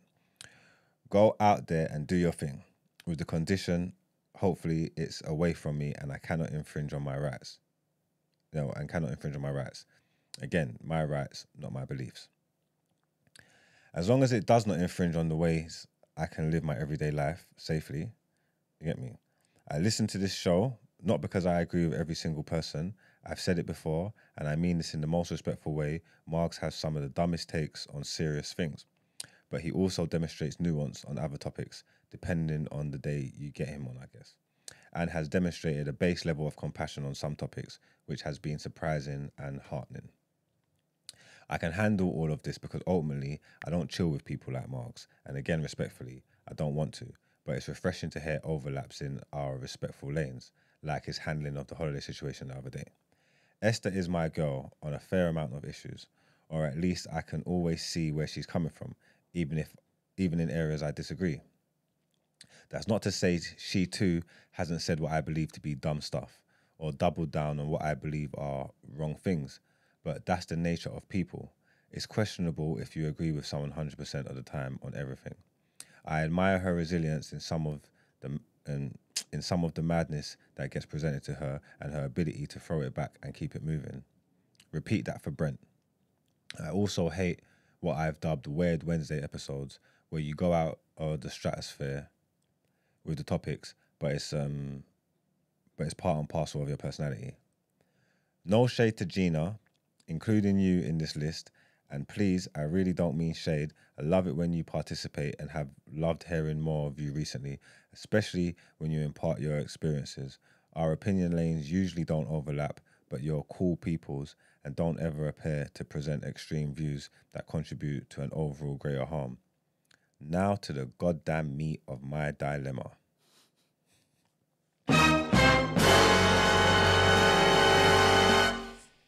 I have taken in over 500 episodes of this show, so I don't feel like my assessment is baseless or unfair. Emmanuel harbours dangerous views that have sometimes made my watching of this show untenable.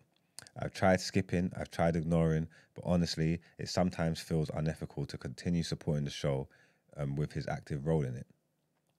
This is not about whether I like him or not. That's reductive and irrelevant. I can listen to people I disagree with or don't like. I've been behind on my episodes, and the whole Dammy COVID situation playing back has just put fire in my arse because Dammy was very wrong about something. Respectfully, Emmanuel is not a good debater for reasons Dammy mentioned. He uses a lot of non-sequiturs, was that the word? Sequiturs and misdirection in his arguments to combat the original point put forward to him, which tends to confuse and exhaust his opponent, which wrongly makes them appear wrong, when it's actually him who has subverted expectations. I've heard him do it to Dammy, I've heard him do it to Esther, Ramsey, and Brent, even Black Rob. That doesn't make for a good debater, in my opinion. It's just subterfuge. I do not like Black Rob at all. He got us straight. At all is in caps. But begrudgingly, he's someone I can call a better debater, even if I think he lacks basic compassion sometimes. Logic doesn't make people right or smarter, because there's nuances to all aspects of life. And to me, intelligence comes when you acknowledge that and not go for the low-hanging fruit. And I don't know if it's because Emmanuel and I are widely different people. All the points and out-of-context videos found on the web, all the transcripts he reads out, claims to be slam dunks, do not come across that way to me at all. It's exhausting because the wider context of everything is always more important than just the quote or the cropped video that fits his agenda and that isn't usually provided, and ultimately most people aren't going to go out of their way to review the wider context. I do not trust him as a credible person to consider credible sources. Saying something is from the Guardian doesn't automatically make it true. I find it hella funny that when institutions that he has admitted, and we all know have agendas, propagate views he wants to uphold, they're suddenly credible. And when opposed, he'll mention that they have agendas. Fucking hell, there's so much more. Thank you very much for doing this so far, though. You're doing great. I suspect Emmanuel's response will be for me to call up and debate him, but I have no desire to, because he sees more value in winning than coming to reasonable consensus on air, which is frankly childish, because isn't the point of the show to come to a consensus on ways collectively to help the black community? Honestly, sometimes listening to him, it feels like he's trying to parent his views onto me as a viewer, condescending, because he believes his views are infallible. They're not. Not even all the things I've said here are, and I can accept that because my opinions too are not infallible. And that's why I sent an email months ago wondering whether Emmanuel has ever conceded or altered his views on things he's discussed on the show, because I generally find it frightening that Heteronormative. Capitalistic, conservative-aligned views that fit the mold for his life as fact, and then expect me to believe he cares about black peoples as a whole. Von and Dammy calling up to call him out has emboldened me to do my part. LOL. So my dilemma, as an investor, how can I continue to listen and support the show and reconcile all this with my conscience? Footnote, I don't hate Emmanuel. I don't have the scope for that. It's long. And being a producer and the hand he has in this show, I definitely want to believe his propensity for good. But it's got to come from a place of acknowledging not all of his views and agendas are to the benefit of all black people. And I say that as a Yoruba woman who has felt unsafe or unwelcome by some of the things he has said, because by his standards, I don't exist, or I'm an outlier. So my choices, lifestyle, opinions can be invalidated, etc. I'm good and secure enough to have a stable sense of self, but not all your listeners do, and I worry for those who listen. Aren't in the chat and feel othered by some of the narratives you put out.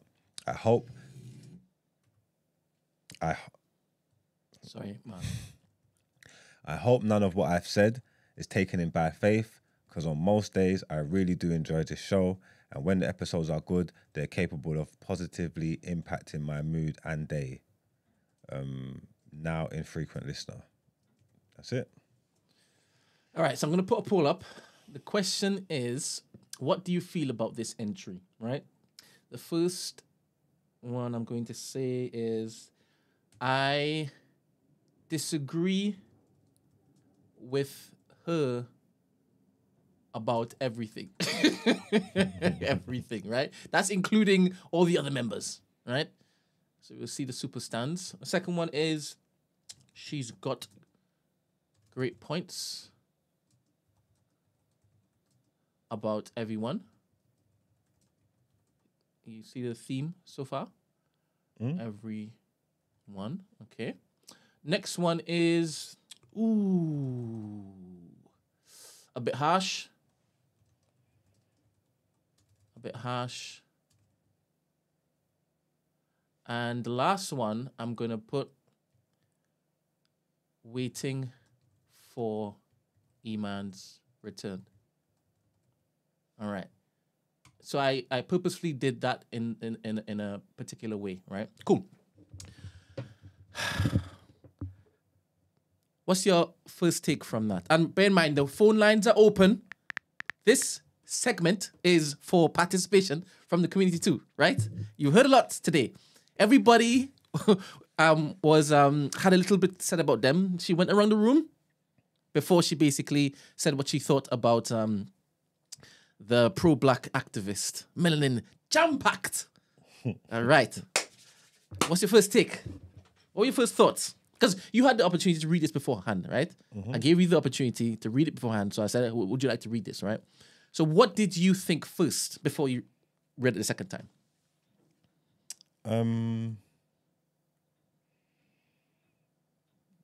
What did I think firstly? I just thought,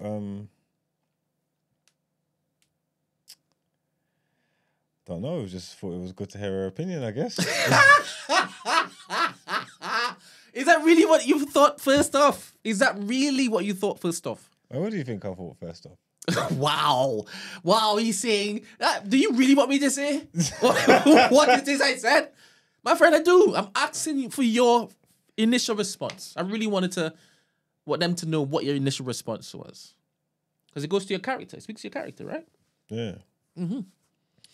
Obviously, she's got her opinions on everybody. Maybe she has some points. I think it was a bit. I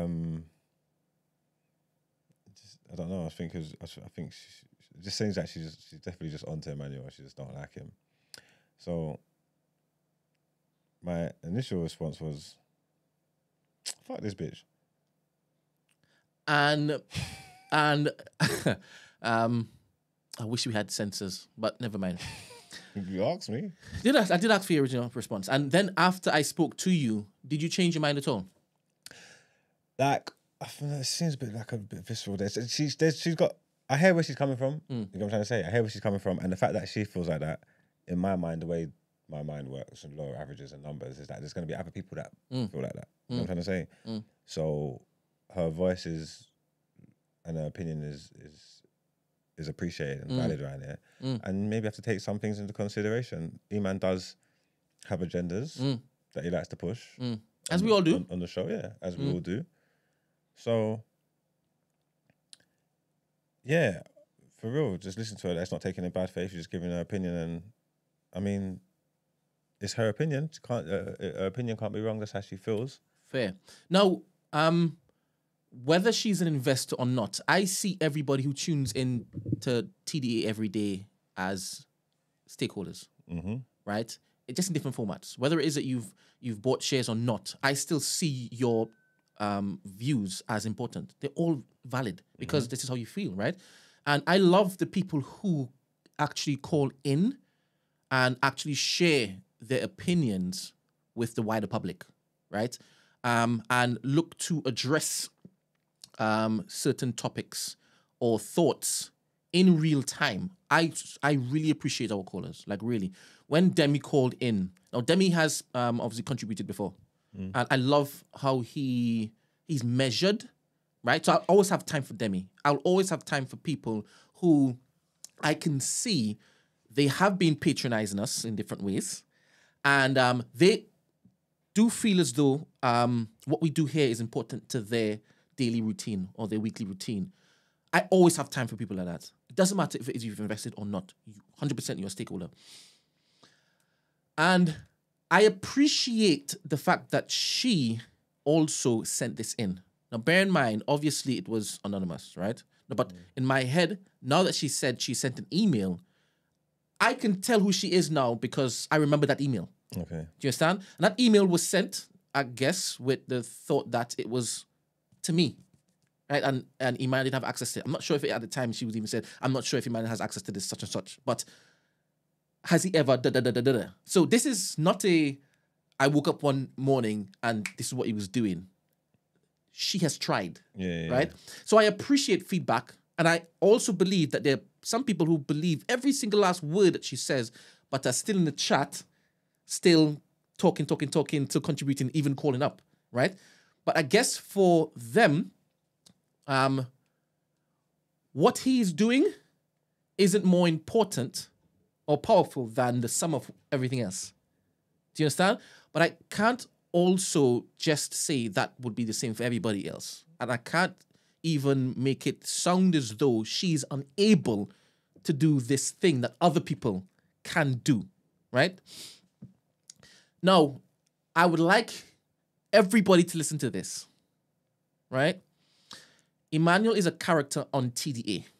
In the capacity in which TDA is running, he is there as a character, right? Now, obviously, when Emmanuel comes back, he's going to, have his own response to this. But it was important because I hope he writes a monologue. I don't think he's going to write anything. He's going to respond with his voice box. I think he should pen this one down, man. You think it should be penned? I think he should go for it. But if it's penned, there's a potential that it could be ghostwritten. But if it comes from his mouth, you can guarantee that's not a deep fake. Okay, cool. Obviously, it was done in a time in which he wasn't here. So I guess it was important to first respond in that same manner because every dilemma that comes in, we bring it to the forum. And we have always done that. This is no different, right? And like I said, I appreciate that she did what she did. But Iman is a character, just like I'm a character, just like you don't like certain things that I do and I say, just like you're a character, just like Gina's a character, just like Esther's a character. And I tried as best as I could to try to get different points of view in this room because outside there are Emmanuels, there are Brents, there are Magses, there are Esthers, and there are Ginas. Oh, lovely.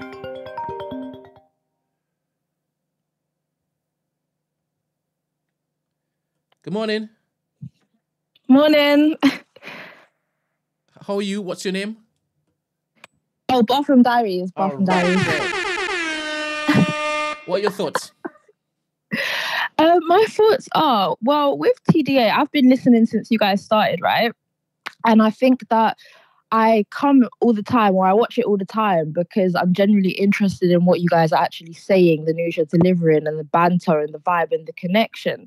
Now, obviously, I feel like people might have their favorites. You got Moggs, like the hot one, who's controversial. Then you got Iman, the debater. You got Esther, who's like your family friend. Like, Gina's really cool, etc., etc. But I just genuinely think that this person is one not only triggered, like maybe there's someone in her family that reminds her of Iman or something, but I just thought that it was a bit too deep.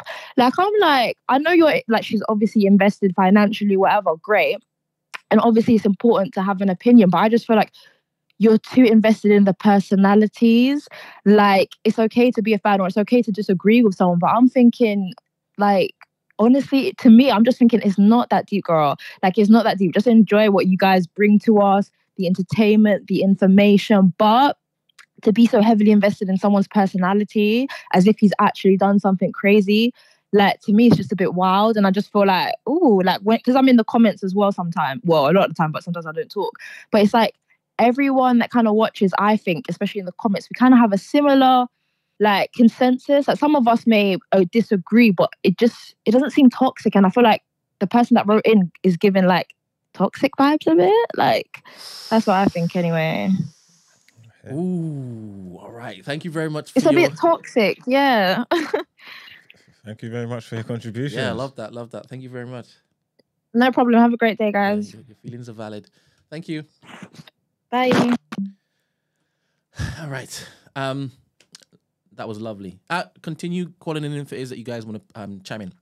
So it was difficult even looking to get these particular voices in the same room because naturally there's going to be some form of triggering with each person talking, right? When Esther's talking, the amount of guys going, right? When Margs talks, on both sides happens. Gina, not so much. I'm not sure if she triggers anybody. I don't know.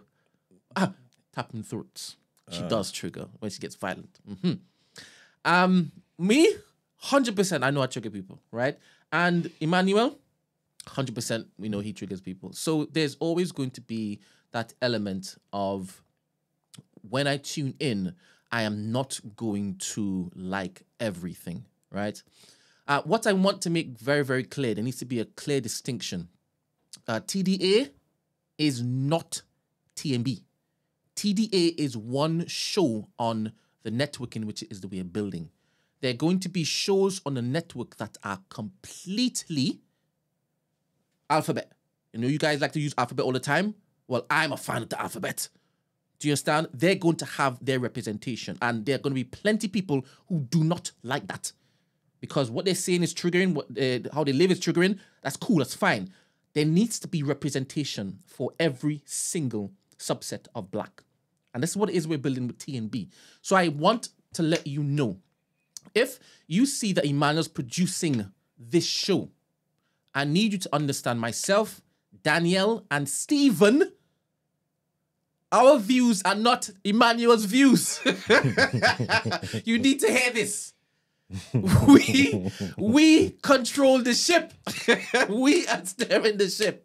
Emmanuel is not steering the ship. So I don't want you to feel as though any of his quote-unquote dangerous views, even myself, any of my dangerous views, any of Mark's dangerous views, any of Gina's dangerous views, any of Esther's dangerous views, I'm doing it in quotes, all of it quotes, it's not going to bleed into the larger cause. It can't. It can't. Do you understand? So I hope that when you say that there are fears that you have, you know, being an investor. Like I said, I don't see the person who has purchased shares any different than the person who's just called in or the person who's left a comment whilst it is that we're live. I don't see y'all differently. All of y'all are patronizing this in different ways. I value each and every opinion. However, Emmanuel needs his day to be able to respond to this because this was sent in and this was shared. Without him here, he needs to be able to respond to it. So I don't know if it is you will listen to that. Maybe you haven't done a good job conveying the scope of the new black because she's conflating the two. TDA the day after, just one show. Once we get up and running, we're going to have loads of shows. You know what I'm trying to say? Like the plans for the new black, the mission statement of what it is almost a separate entity. This is just a vessel. This is just a show of what we're doing, kind of thing. Good point that you're making, right? I will always put my hand up and say I could always do better. So, for example, if you are invested and you don't want to tune into TDA anymore because Emmanuel's there, you're still going to have so much benefit from the rest of the shows that you do want to tune into. And on our platform, you can you can actually curate your own feed. So you can watch what you want to watch and not be triggered by what you don't want to be triggered by, right? So don't feel as though your investment was misplaced, because all you need to do is ride Emmanuel out a little bit longer. Ride him out a little bit longer, because I don't even know if Emmanuel's going to be changing anything. He has relied on these skill sets to survive, right? Whether in isolation or mixed company. And for a lot of the things that he does focus on that is positive, where he's not looking to, trigger other people in the process, he is a very, very good and important addition to this particular forum. 100%. A very vital cog to this forum. So 100% I appreciate your feedback and I always welcome it. But all you need to do is hang on. You know when Hodo said, hold on. Is that what Hodo said? I don't remember. Yeah. You know, it is, 'cause obviously it's well thought out and stuff like that, but you still have to question her level of intelligence. Talk to me. Well, there's a line here and it says, Marx has some of the dumbest takes.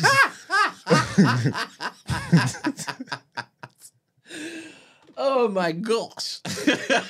Margs, man, she's spitting. She knows she's spitting. I got some dumb takes sometimes. I got some dumb takes bedtime. Sometimes I create entertainment for the sole purpose of it. She said on serious things. Do I have dumb takes on serious things? Just because you don't agree with me, that doesn't make it dumb. Like, there's serious things. It's funny. There's a guy called Trinidad G. I think his name is Trinidad G on IG. And he said the other day, Marx has never lied. Everything in his head, everything that Marx says, it's the truth. You know what I'm saying? He's listening to the show you get me? Well, 120%, everybody in this room has dumb takes sometimes. Every single last one of us, right? And it's up, obviously. Well, it says some of the dumbest. That's like you say everybody's got dumb takes, but I got some of the. But why did you continue ones. reading? She was like, she sprinkled that in, but she also lathered you with a lot of praise, man. Oh, come on, man. I've got a base level of compassion. Oh, so high praise. You want some more, yeah? Such high praise. Thank you. Base level, which was surprising. Oh my It's god. underhanded and backhanded. I got a base level of what's the word? I got a base level of compassion, which is surprising. What a compliment. But what a bloody compliment, Brent. You know full well, because that's not the only compliment she made to you, so I don't know why you're focusing on that. You know that nobody likes negativity pointed out in themselves or mistakes or flaws. Nobody likes it. Do you understand? And we put it on the line every single morning.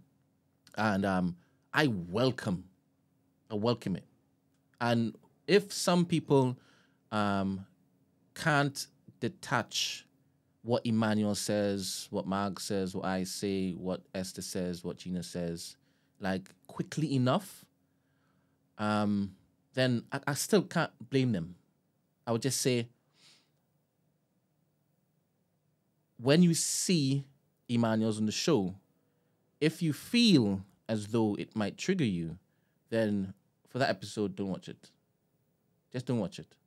And like I said, it's gonna come a point in time when it's a whole network of shows for you to watch. So, like I said, you need to just write it out, man. So is she essentially saying like she thinks he needs to wane it in a bit, or is she saying she believes he's lessening the thing product? is, she read him fulfilled. She read him fulfilled. The things that he does, and it's evident a lot. And I also told you do the same thing too, right? But you are not Yoruba. You understand? You are not preaching black power, black power, black power. This is the greatest thing this is what we need to do in order to basically foster great growth within the black community. Mama, he's coming from a point of view where he's supposed to be emotionally intelligent with everybody that he's supposed to be representing. Every single last one. Do you understand? And that's not what you preach. So if that's what he's saying 24/7, and he's talking about polygamy, and he's talking about gender roles, and he's talking about certain things, right? Yeah. It's contrary. It's contradictory to what he is saying he stands for. And like I said, the distinction between him and TNB, please remove it. Myself, Danielle, and Stephen, rely on us. Do you understand? And you've been hearing me telling Emmanuel 24/7, brother, you've moved the goalpost. You're doing something else now. With the Kanye West thing, this is what you were doing. You can't look to basically gaslight me and know the whole world. This is you. It's not your brand. Now, bear that in mind. Let it now be his jacket. So the person who wrote in, have that reconfigure your mind to know that that's his jacket. So try to just see each time he talks and it goes awry to the point where it might be triggered, just know that's his jacket. He can't be anything other than that. And I know that you've lived in this particular world where you have met certain men like him. And you said you wouldn't chill with Marx, you wouldn't chill with Emmanuel. Good. But let that be his jacket. Let that just be his jacket. Yeah, he needs the E-man needs the flow, man. He's got to come back. Yeah. She said something about, I know to him I don't exist and all that. I don't understand what kind of person she's trying to paint him at. No, she might be saying that if you're saying that you're protecting the black community, you should love and want to basically protect all of the black community and not just the ones you feel should live a particular life that you saying is progressive to the black community. Do you understand? So that particular, she might be in one of those particular pots that he don't really want to, do you understand? Yeah. So I'm just like presuming here, it might be completely awry. I don't know if she's going to send me a follow-up message. I don't know. But just so you know, myself, Danielle, and Stephen, please listen carefully. That distinction needs to be heard. We don't know that at all. Not the hill. Yeah, well, I don't know how it's going to work. I hope you make it through, man, because I ain't ever going to change. You know what I'm saying? Yeah, I'm sure that she knows that much. And I stand with E-man. Yeah, and that's the first thing you said. Obviously, you ride for yours, isn't it? And all you saw was, like, complete character assassination. And you're like, yeah, I'm on E-man's side. I ain't gonna read that. If it's easy, if it's F E-man, it's F you. That was your vibe, right? I'd be even more honest with you. I said, let's just give her her money back. And that's why it's me, Danielle, Stephen, and control of this. And for me to tell you, no, don't worry, you can tune out the TDA, you'll find other shows, just hold on to that. Just hold on.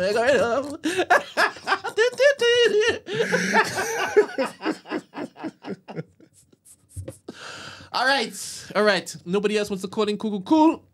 When Emmanuel returns, if he wants to respond, he will, because, man, he has his right to respond or not to respond, right?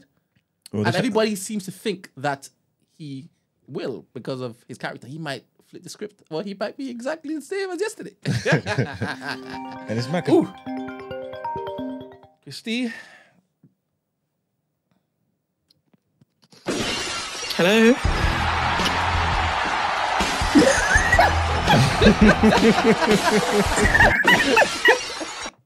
Good morning.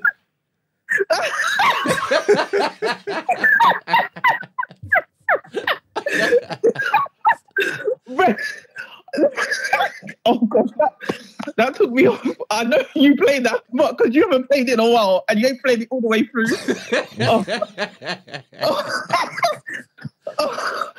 Oh, that got me. Oh gosh, this has been so entertaining. That email. Oh, can I make a confession? Go on. I need to make a confession.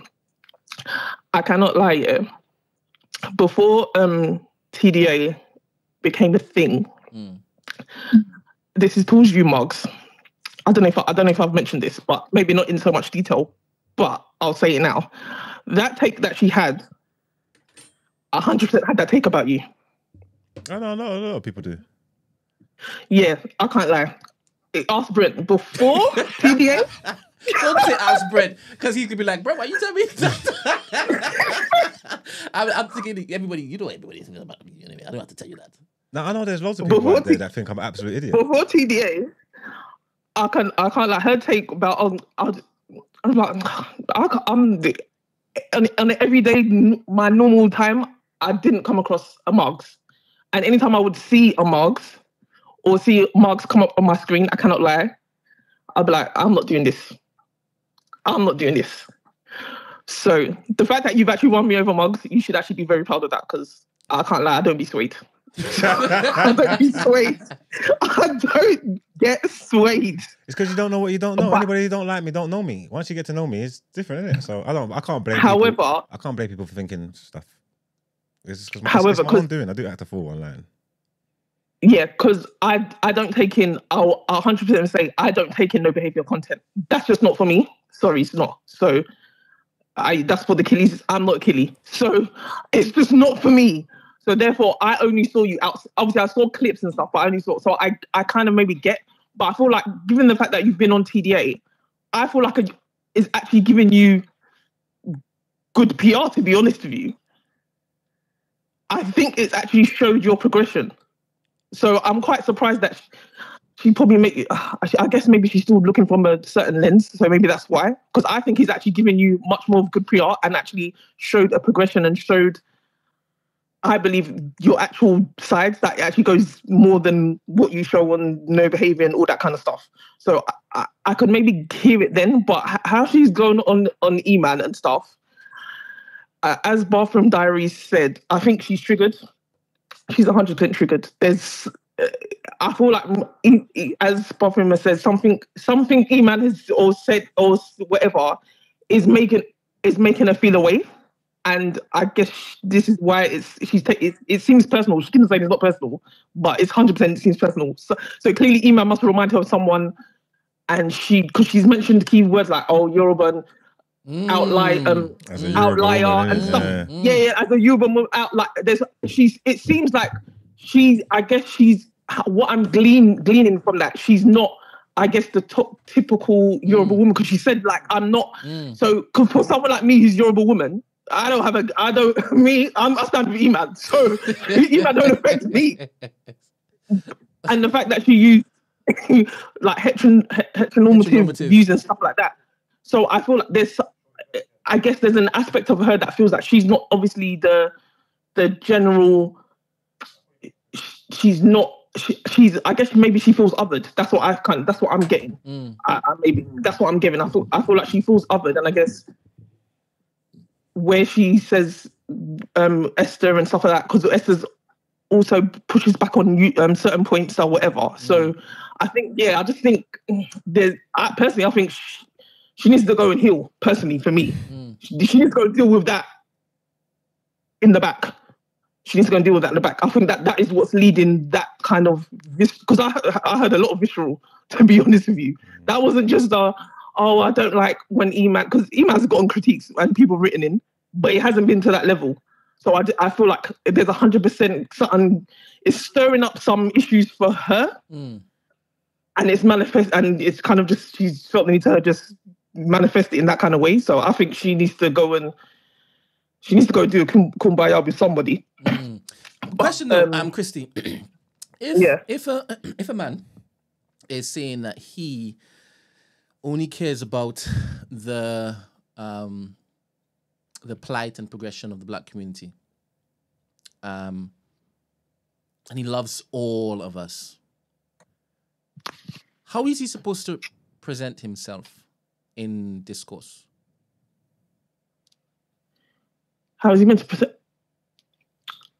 Yeah, but I feel like, but Iman is trying to. I guess he's more of a representation of the traditional. So when you say how does he meant to when he's for all, I still believe that he's for if the black people are going to progress, there needs to be black family, this, that, and that. I feel like he's coming from that aspect. So I guess if you're not for the traditional, that's gonna rub you up the wrong way. All right, lovely. I love that you've said that because me saying that she needs to basically just see Emmanuel as that's his jacket. There are different types of people who would say they love the black community and they want the best for the black community, and Emmanuel's one of those. Mm-hmm. Do you understand? She needs to see him as one of those. And that's why it was important for me to say that I'm another person. Right? And in this thing that we're building, me is here, Emmanuel is here. Do you understand? So the same way she might think, oh, I didn't do that. I don't know what you're doing. I did it to you. Why are you doing that? I didn't. I was just. Why are you doing that? I'm not saying you. I was doing that. That was me. I never said you done that. I was doing it. So it was very important for her because she mentioned investment. Do you understand? So that told me she was connecting dots. So it was vital for me to respond to this because the dots weren't connecting properly. And it's off the back of what it is that we are obviously putting out. So that was me correcting her assumption relating to Emmanuel and T and B. So Emmanuel's traditional, hence him having these particular views about what building prosperous leave for the black community looks like. And I would have a particular view. Marx would have a particular view. Daniel would have a particular view. Stephen would have a particular view. But the most important thing is that TNB gets built. That's the most important thing. And as soon as it is, she could be able to remove TDA from her daily dose and get onto something else. It's mad though because we're all here for discourse, and the whole point is the whole point of this is, and specifically for black people as well, that we all have a voice. You know what I'm trying to say? We've expressed that we're all going to be different. We're not all going to agree on things. We all think different things, and this is a place for everyone where we could all come and share our opinions and stuff like that. So you should expect to hear different things, or expect to hear things that you're not going to agree with. You know what I'm trying to say? Like, I don't know why you're taking it on board so deeply, like, if that makes sense. I don't know if that is fair to question. I don't know why you're not feeling the way I feel about things. That's not fair. No, but it should be expected. You're going to hear things, whether it be callers, whether it be things you see up in the chat, whether it be opinions that come from either of us. You're going to hear things that you wholeheartedly disagree with. What's that got to do with... But you know what you're here for. This is the whole point of it. Like I'm saying, we're coming from different places, different angles. We don't want to silence anybody, really. Do you know what I'm trying to say? That you should... The discourse is what it's about, and the voices and amplifying the voices and giving us a platform to have these voices is what it's about. So I don't understand why you should walk into this knowing that this is what it is. Just like your voice is welcome. This is why we read out your scathing. I hear what you're saying, Marks. I hear what you're saying, but how my mind is working, it would be so beautiful if she was here to articulate the trigger points. So that for me is where the value entertainment is in this particular circumstance. We've just shared our opinion that we disagree with such and such. You've vehemently said what you've said, but this person still exists, and I don't think this is the only person who thinks this way.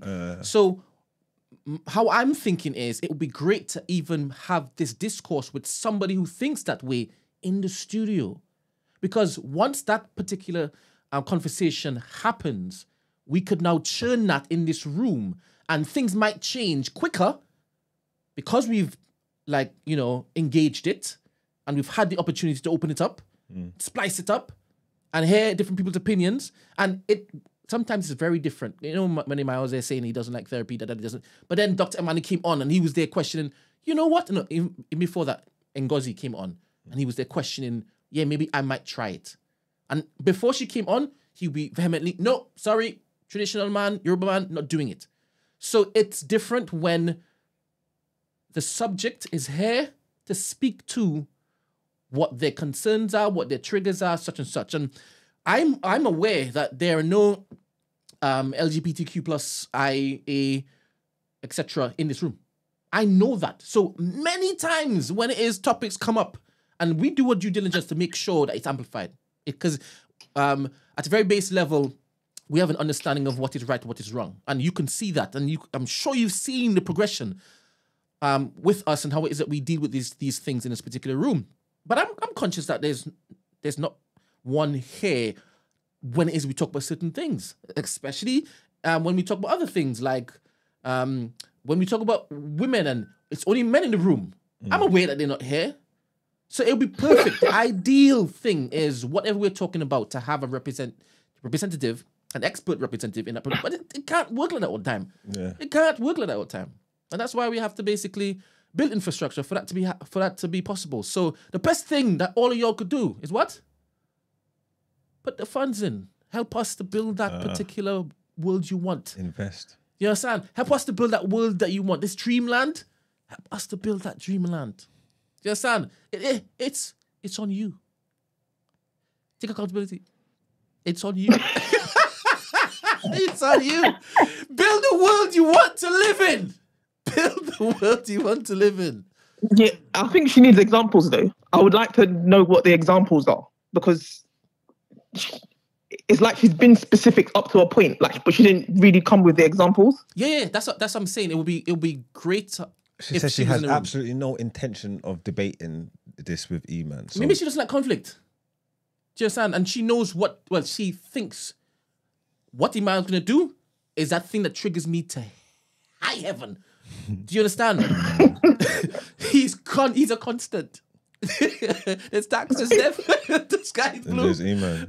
Man's the poo father, and then E-Man is E-Man. Yeah, You understand? He'll make her head explode. Precisely. He'll be so condescending as well. He'll throw critical thinking in there. You know, he's like, all right. Hey, listen, He's like, all right. He'll go to work. He'll cook her up. So nobody really wants that. You know, that's what I said. I rate Demi. I rate Rob. I rate Von. I rate Fanan. Sometimes he used to call in. Fanan used to call in. Fanan don't do that no more. Rather wake and bake. You know, he wants peace. Fair enough. Fair enough. He realized the constant, so he's like, yeah, I want peace. Fair. But I rate that because me, myself, I know sometimes when people talk to me or argue with me, it could be frustrating, right? Because I have this thing where... Yeah, Brent, you be lying on people's names. Right? I need the context. And I can't move on to the next point until that's exhausted. But it's only on my terms. You understand? So if I'm like that and I know this, 100%, I could be like, yeah, I could tell why it is that people are annoyed. Not just when they talk to Emmanuel, but when they talk to you too. Just like, because there ain't no way you're leaving this particular conversation without rattling the other person. Absolutely. You're going in and thinking, yeah, I ain't leaving this with you alive. No way. So next time you don't mention my name. Don't mention my name. That's you. You understand? Anywho, Christy. Thank you, man. Oh, hopefully I see you on Tuesday. You will. All right, then.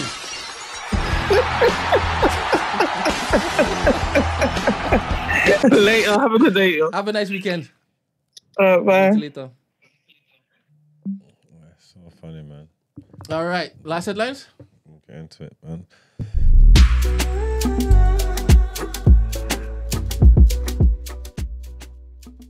Don't think about it. Yeah, when I actually do think about it. Yeah. He's like, am I Drake? Am I Drake? What? I thought you my brethren. What? Not to knife in my back. Yeah, I need to get I need to do some market research. I need to get I want to get some kind of number so I can get a ballpark and wonder how many people it actually is. I know it's a lot. Yeah. It's a lot, innit? Yeah. All right, the results of the polls. The question was, what do you feel about this entry? 34% say wait for Emmanuel's return. 27% say she's got great points about everyone. 20% say, ooh, a bit harsh.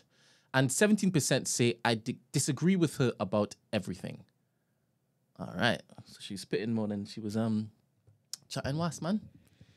There was points. She had points there. I think the only points were made. The only one that was wrong was about me. I'm not sure. Big up her, man. I hope we get a follow-up.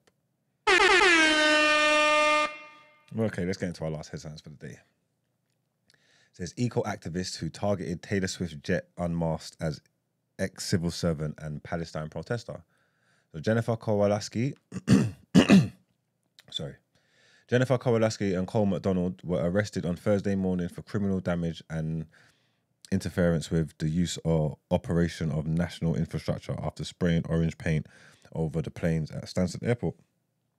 Kowalski has a history of taking part in disruptive climate protest, while McDonald was arrested for blocking a road in support for Palestine.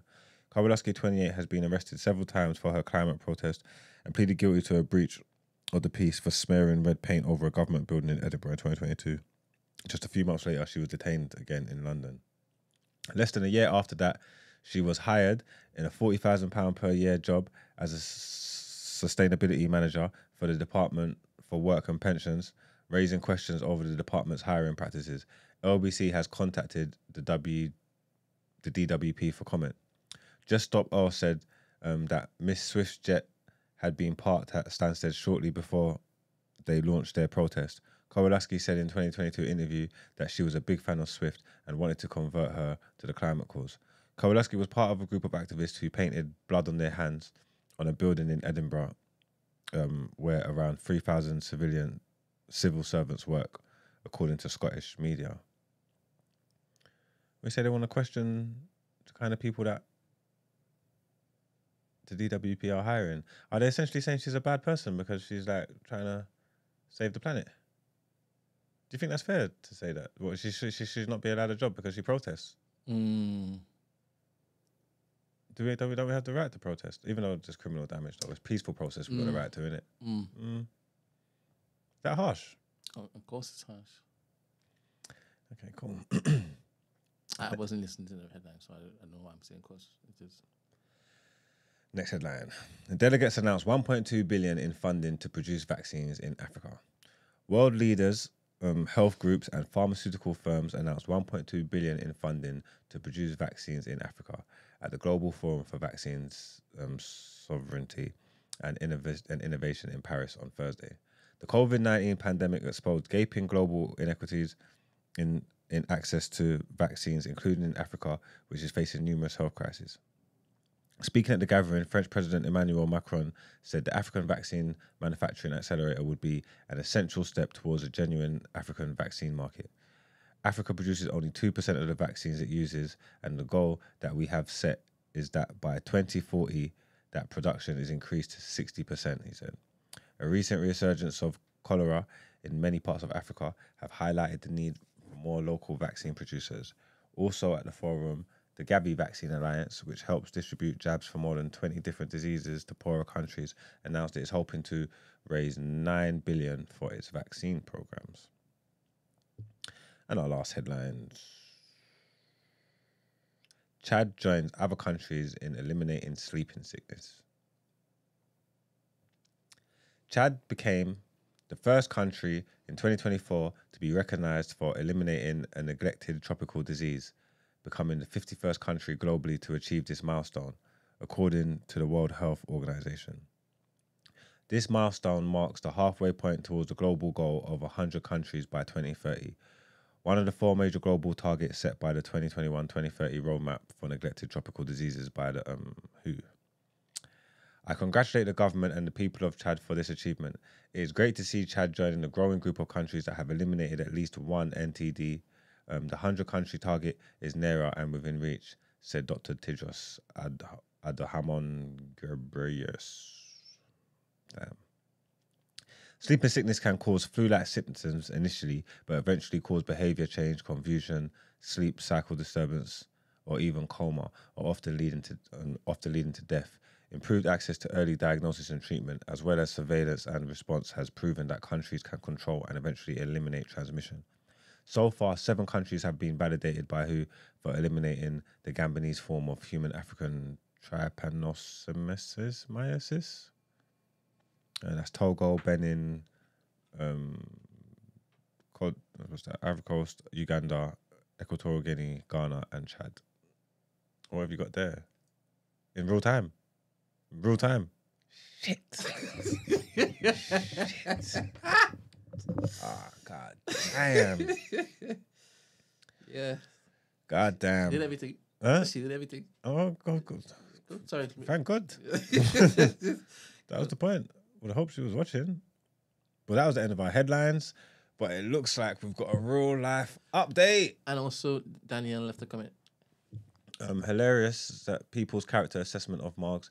He's one of the most honest, genuine, consistent, intelligent, and I'll say again, honest, and I'll say honest again, persons I know in real life and on the show. Thank you, Danielle, man. Appreciate that. I was just saying, Brent, man. It's obviously because I don't really bother with it. Like, I don't care. I don't really actually think about these things in it. Like, I just go with my life.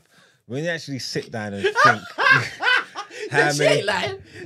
she's spitting the truth. When you sit down and think, how many people must think I'm an absolute idiot? And I know there's bare of them. You get what I'm trying to say? I know there's bare of them that think I'm an absolute idiot because they don't know me. And like I said, they only see clips, 30-second, 60-second clips of me saying foolishness, or people repurposing my tweets, or me saying more foolishness, or just whatever, or just see me being obtuse and whatever it may be. You get what I'm trying to say? And they don't care enough to get to know me. They've seen what they've seen and they've made their mind up. I was trying to wonder how, there's bare of them. There might be millions. Wow. That dislike me, but you know what I look forward to. To be honest, you're right, because the amount of trending clips that reached millions and they've said that guy is a wallet. Yeah. 100%. Yeah, you're right. yeah, You're yeah, right. yeah. I thought you just meant like UK, but No, 100%. all over the world. Yeah. You get me? I look forward to changing opinions? You don't care about that, as you said. No, I don't care, but it will happen though. I have a false 100%. Have a false equivalency, maybe. Okay. Maybe it isn't. Maybe it isn't. Image goes your brethren. Yeah. And you'd say he's your brethren. Yeah. I can't stand him. Why?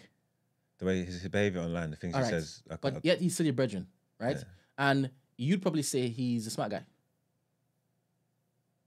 I mean, he articulates himself, working that conversation. I mean, smart enough. Yeah, and forget about his online behavior. You'd say, yeah, he's a smart guy. Okay, yeah. I could reason with him, yes? Yeah. But online, how does he come across? He's muted on my Twitter. So this is, for me, like I said, it might be a false equivalency, but this is you. This is a parallel. I'm not doing what he's doing though. I know you're not doing what he's doing, but remember, you've decided that's your ceiling, that's your threshold, that's your barometer. Okay. For a lot of people, just a little bit of what it is that you look to do, what the hell are you mad? Do you understand? Even before it gets to image God levels. Yeah, I get what you're saying. So that's my take. Now, the person who sent in the dilemma has also sent in the response to our response. And I'm going to read it out now. Hi, Brent. I could have sent it via our normal emails, but I chose violence by going by that website. Kiss. It was a travel day and I had the time. I'm watching in Arlington, VA, and I'm laughing so much. I can have an opinion on things and not be triggered. It's more, not this again vibe. This was fun hearing, and you have previously made the differences with TNB and TDA very clear, and I'm aware. I just love this show, mutters, usually when he's not in because others get the chance to navigate convos. I have no qualms about being an investor at all. I just needed to make it a dilemma to send it in. Love you, Brent. Then there's the next follow-up. I really hope my message has come across as a silence in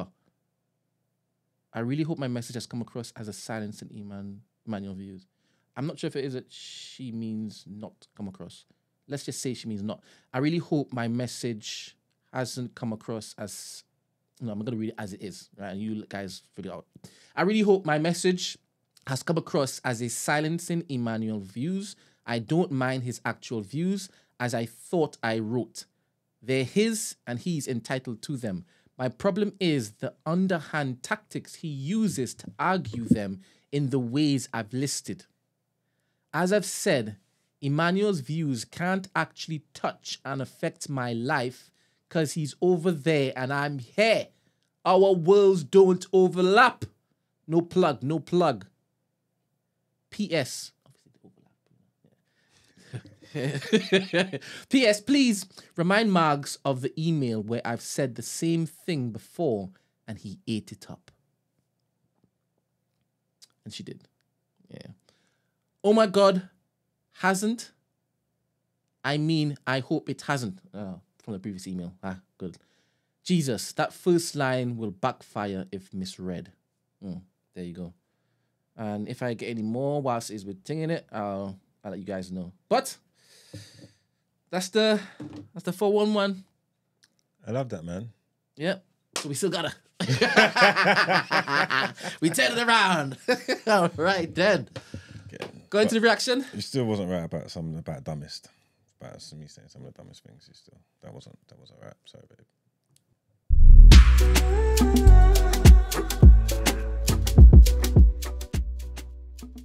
Done to it. It could be cool. All right. Welcome to the reaction, where I read out your sports headlines. And I don't have any really. Obviously, there was games. That says today. Was that early hours of the morning? Copa America, Argentina beat Canada 2-0. Yeah. Okay, cool. Well, it was first Copa America foray. We ain't really spoke about that yet, but it's there, so I'll let you know. Copa America was going on, and yesterday, Argentina beat Canada 2-0. Of this morning, today, Friday, whatever it was. Yesterday, there was a few games on. So it says Slovenia and Serbia drew 1-0. Denmark and England drew 1-0. And Spain beat Italy 1-0. So all the talk about are them world-class players in England and that. You didn't watch it. I've watched it. When it is that you said I didn't watch it, I quickly watched it in fast forward mode. They were terrible, man. England. But I still don't really. I'm not really rating these ones. When it really matters in the next round is when it is the criticism should really come. I'm still seeing it as rust. Because I'm seeing Spain play. Yeah, they're winning, but I'm not seeing them as fluid as they should be. Germany, I'm seeing them fluid. Who was my pick again? Was it Portugal? Maybe. I can't remember. Germany and Spain looking all right so far. You know, as with England though, it's just you don't have to be good to win the tournament. Yeah. You know what I'm trying to say? You get me? You just need a little luck with results and picks. I mean, your route to it and stuff like that. You could be a bad team. You don't have to be the best team to win the tournament, especially in cup formats. Like, you know what I'm trying to say? So all hope ain't lost. And obviously, Gareth Southgate's got a good record in tournaments. He's been doing well and stuff like that. But there's some things that he just leaves a lot to be desired. You know what I'm trying to say? Like, and you just have to question. And these men are just trying to get all the biggest names they can and put them onto the team and put them on the pitch, like, rather than using the squad and actually finding balance. And then there's things that the team is doing that you're asking yourself, are they doing this? Are these men just shrinking and cowering? Or is this being asked of them? Like, you know what I'm trying to say? And just some of the ways that they're moving, you're just thinking, Gareth, man, you got so much weapons at your disposal and you're just doing foolishness. Like, you know what I'm trying to say? Like, you made a bad selection choice anyway, not bringing players to run in behind. And you see it. I said it before again. And this is why I'll bang on again. They needed Rashford in them, man. Though. Even now, like, you got Gordon on the pitch. Like, bring on Gordon. Take one of these men off. Try something different. You need people running behind. Nobody's running in behind. Harry Kane is no good without runners in behind, and he's not leading the line. He ain't got the pace. He can't get away from no one. He's dropping into the hole and Foden is in there.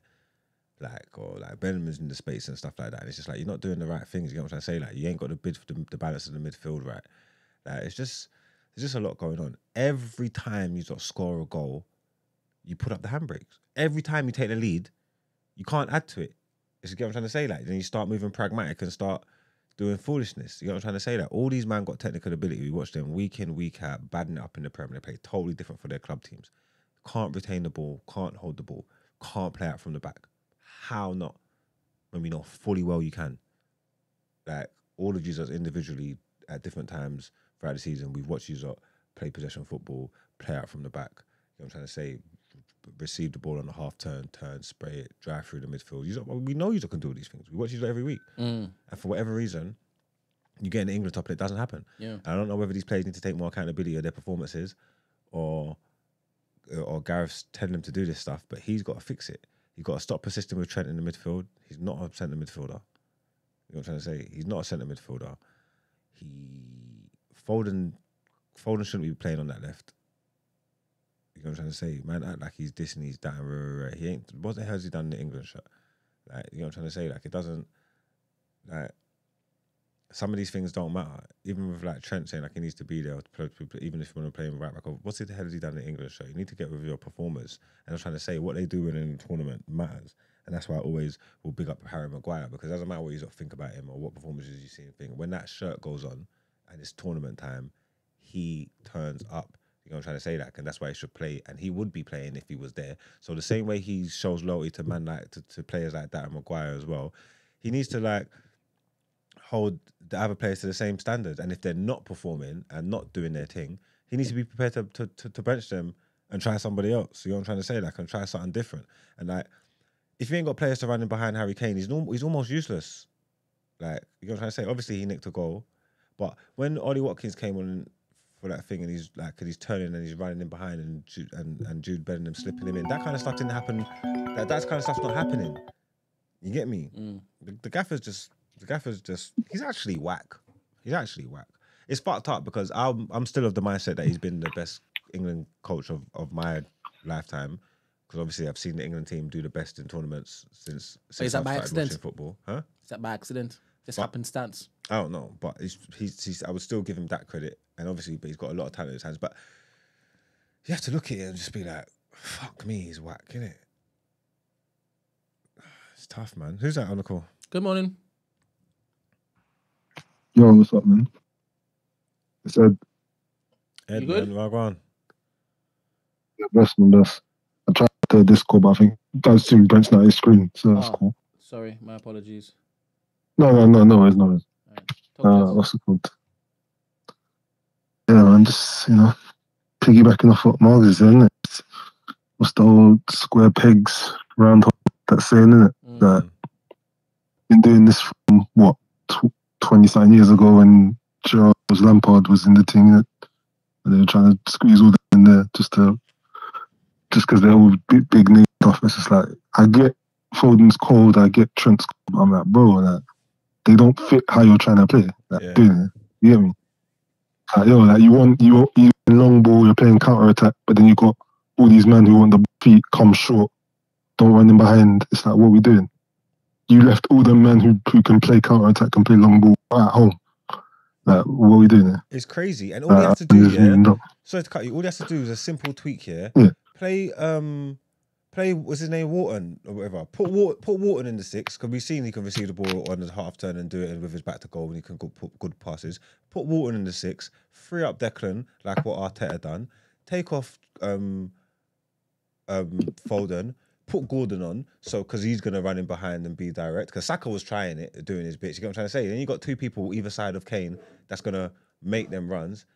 Then he can come and get on the ball, play them passes. I think they'll be way more threatening, have way more control over the game as well. It's simple. I'm not even a gaffer, and I can see that.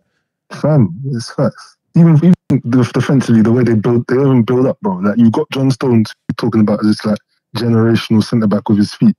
And man, just hoof it up there. It's like, bro, like, if you've got people who can come push the ball, let John Stones take the ball forward and push up. And that's what's weird. We're talking about playing that from the back here, but there's times when he's got the option where the passes are on, but he's still hoofing it. Yeah, fun. All that sounds like instruction from the gaffer, though, as well. This is what the problem is. Yeah, that's what I'm saying. I don't get, like, if Southgate was going to clearly stick with the player he wants to play, like, he's been playing this way, that's fair, that's fine. Done the way he plays. Whether I like or not is a different thing. But he's been playing this way. So why are you not bringing players that play your way? Like, even if I don't like Henderson, I don't like Calvin Phillips, I don't like none of them, man. But clearly you want to stop that them man are there. Why are you not bring them? Like, you know what I'm saying? Like, what are we doing there? Like, you clearly playing like Sterling there, but why do you not bring them? Like, what are we doing? Like, it's just like, it makes no sense. Like, bring the players that suit what you're trying to play. Like, why are we taking all these players who don't play that style? Like, I watch Trent, I watch Foden, I watch Kane, all these men week in, week out. None of these men play that way that you try to play. Like, either adapt to how they play or bring in the players that play your way. What are you doing? It's mad. What do you reckon? Do you reckon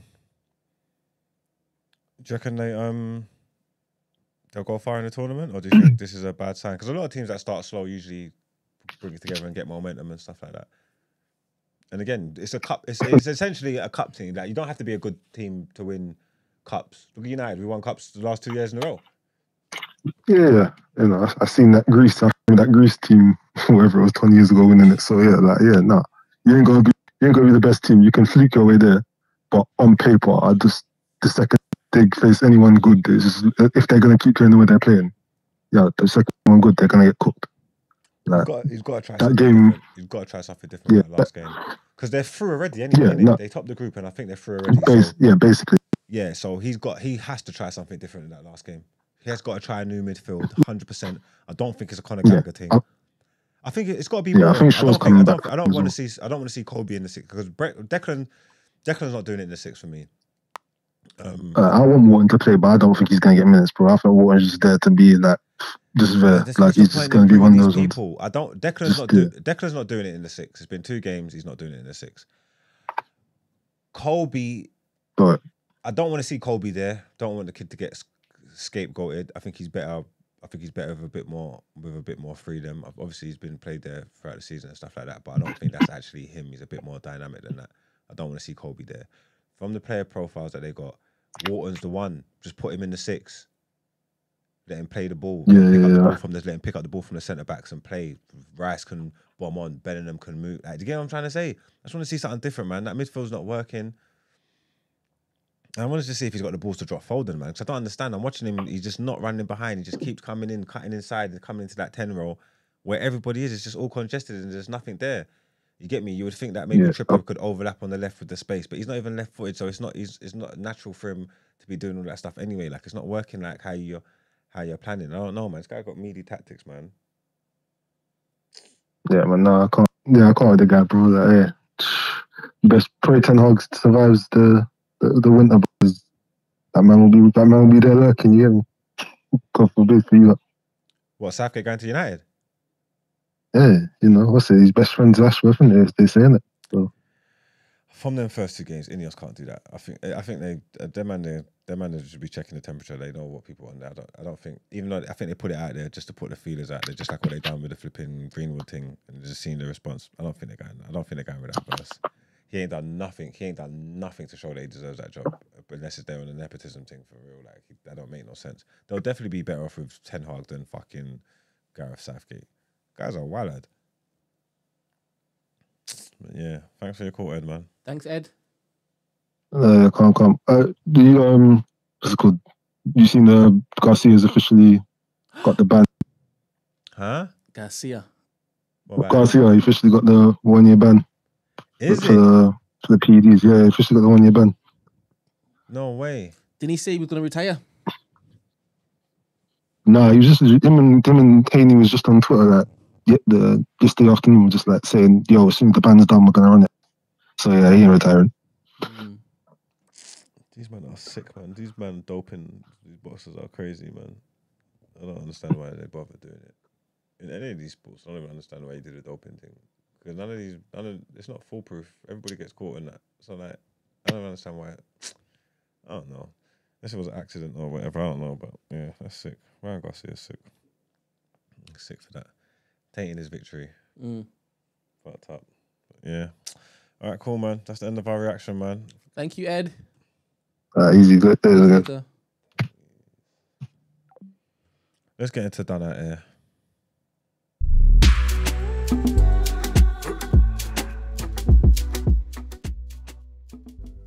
Press number 2, Brent. Let's see what this school teacher's got up to. Let's see this shit.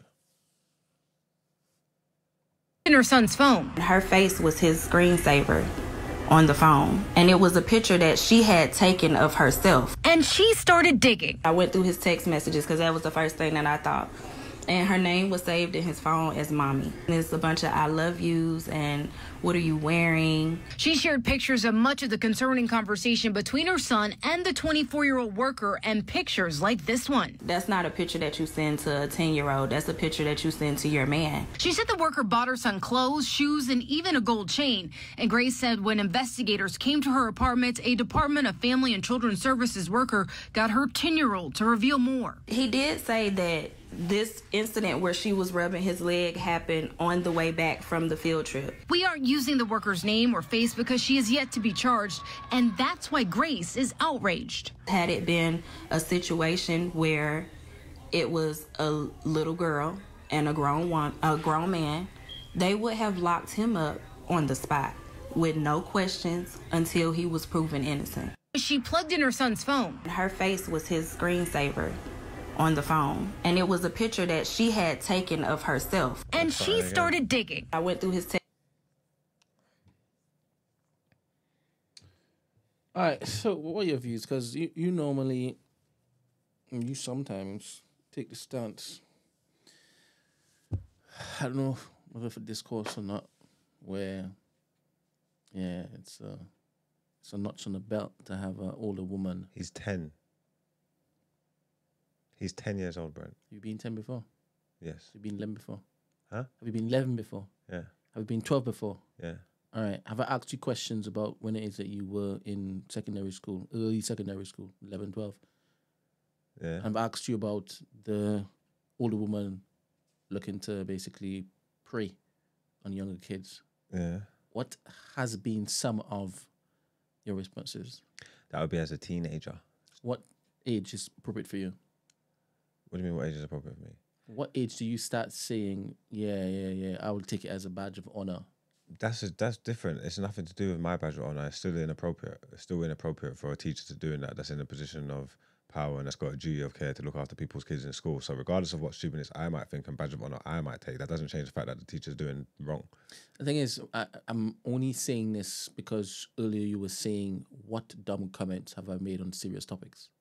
That was not a dumb comment. I'm not talking about now. I'm talking about previously when it is that you'll be talking about something like this and you're like... Yeah, but obviously there could be from a woman's point of view and think that it's a dumb comment, but I'm a man and I know what men think. I know like what young-blooded teenagers that has got hormones running through them and horny, how they think and how they feel. You know what I'm trying to say? Like, so I can say it. You don't need to agree with me. You don't need to know what I'm talking about. Whoever knows what I'm talking about knows what I'm talking about. You know what I'm trying to say? But there's still wrong is wrong and right is right. And then there's still levels. It's not even comparable. It's a 10-year-old boy. She's a psychopath. You know what I'm trying to say? Like, she shouldn't be doing this. She should be looking after the youth. Like, anything is wrong and it's right. They should put her on blast. Like, it's nastiness at the end of the day. Like, it's not like he was, if he was 15 and 24, it's still wrong. But if whatever, I don't know, he might present as a big youth where there could be some attraction there. That's on them. Whatever they're doing is whatever they're doing. And the youth's probably going to feel fine and like it or whatever. So those kind of situations, they feel different. With this, I just hear a child. Like, not a teenager, not a young adolescent, none of these things. I hear a child. You know what I'm trying to say? I don't play with children. You know what I'm trying to say? So this is just wrong all across the board. Like, it's just pure nastiness. The teacher's sick in her head. She needs to lose her job and they need to put her in jail as well. Because I don't understand, like, in what world, and even if, like, why have you took a picture and made a 10-year-old put it as a screensaver? Like, even with anything, even just that alone, like, what the fuck are you doing? Like, your head's in the wrong place. What are you here for? Like, what the fuck are you doing? That don't make no sense. Like, what did you come at? This is what you come to work for. This is what like, how did we even get here? I don't understand what's in your mind. You know what I'm trying to say? Like, there's something wrong with you. You're not well. Hey, I agree with you. Question. Again, I want to expand this a bit. Let's just say the boy is 13 or 14. Mm-hmm. And his teacher is doing the same thing. Would you have the same response? Is she taking advantage of this boy?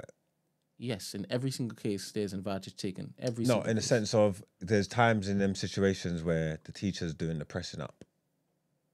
You get me? Where the teacher's doing the pressing up, and the kid ain't. There's been scenarios where the kid's not necessarily wanted it like that or whatever, and the teachers come and, you get me, exerted their thing. So in those kind of examples, it's still taken advantage of. It's still wrong in it, even if they went through with it and through it. But it's like you're the aggressor kind of thing. There's some kids that are, you know, like force rap and forward, and this is, even though they don't know no better, you still shouldn't be doing it. But this is what they're on, if that makes sense. And I think those two situations are different. You know what I'm trying to say? So it still depends on where you're like, you're still wrong either way. But I feel like they're different depending on, are you just being a predator and just sticking it on this youth, like, you know what I'm trying to say, like. Yeah, I know.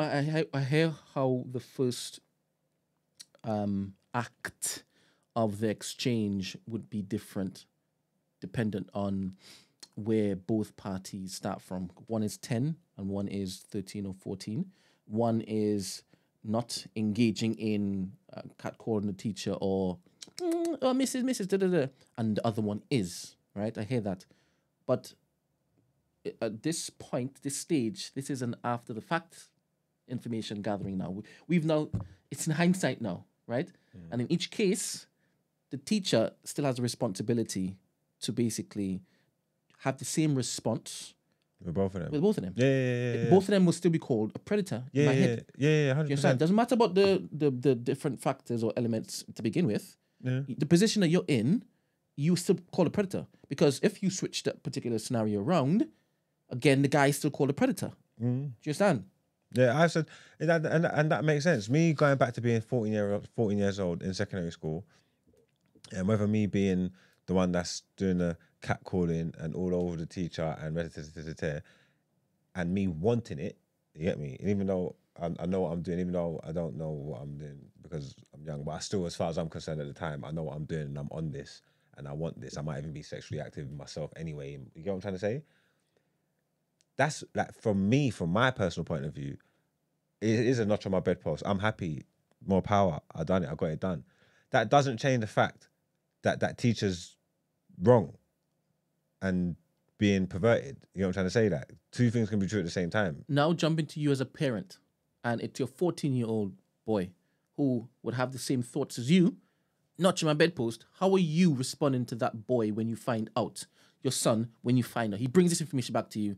You find out that the teacher, he's slammed up the teacher. How are you responding to your son and how are you responding to the teacher? Well, I don't know, but obviously I have to contact the school and let them know what's going on. The teacher's taking a piss. But I would also, regardless of whether my son was taken advantage of or whether he was the one doing the thing, yeah, I'd still, as the dad, as the parent, be onto that teacher. You know what I'm trying to say? I would sleep easier knowing that he's a deviant and he's on fuckery and badness. You know what I'm trying to say? I'll sleep way easier rather than thinking he was an innocent little kid and she just come and patterned him up and manipulated him and rested his hair and that weren't his mindset. You know what I'm trying to say? That would fuck with me way more. Either way, I need to go and deal with this teacher because what you're doing is wrong. You know what I'm trying to say? And then obviously it's not just about my youth. How many of these other youths are you slamming? Like, what of these things are you doing? You need to be stopped. You get what I'm trying to say? Fair. I agree with everything you're saying. I hear everything you're saying. Now, what are you saying to your son? What was she saying? No, Brent.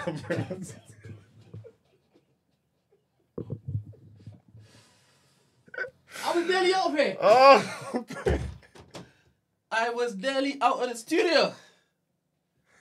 This is outro, you know? This is nearly the outro. We can leave. This is what she's talking I'll about. ask the question. This is what she's talking about in the email, isn't it? Yes, case in point.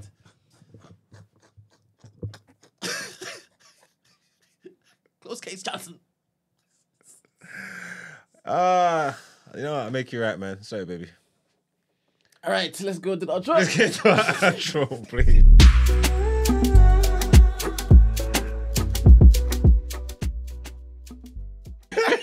You walked me that. Question. You always do that to me, though. Because I'm thinking, like, there's a point in time where you're going to understand why I'm asking these questions. You understand? There's going to come a point in time, and I don't want it to be when it is your son's in that, God forbid, that situation. God forbid. Do you understand? Because this is the cycle that keeps just being perpetuated over and over and over and over. And at some point in time, it needs to stop. And it starts with the re-education of our youth. That's true. Yeah. Anyway, outro. Messed up, man. I always mess up at the last minute, innit? Look, I was doing so well. We're here again Monday. We're here again Monday. And you have put your hand up to say, I am open for re-education. You understand? You keep coming back. So you're there. You keep turning up, which is good. That's all that matters, man. I'll go again on Monday. Oh, God. People. I'll go again on Monday. Hope you had a good week in the asylum, man. Hopefully, it never happens again.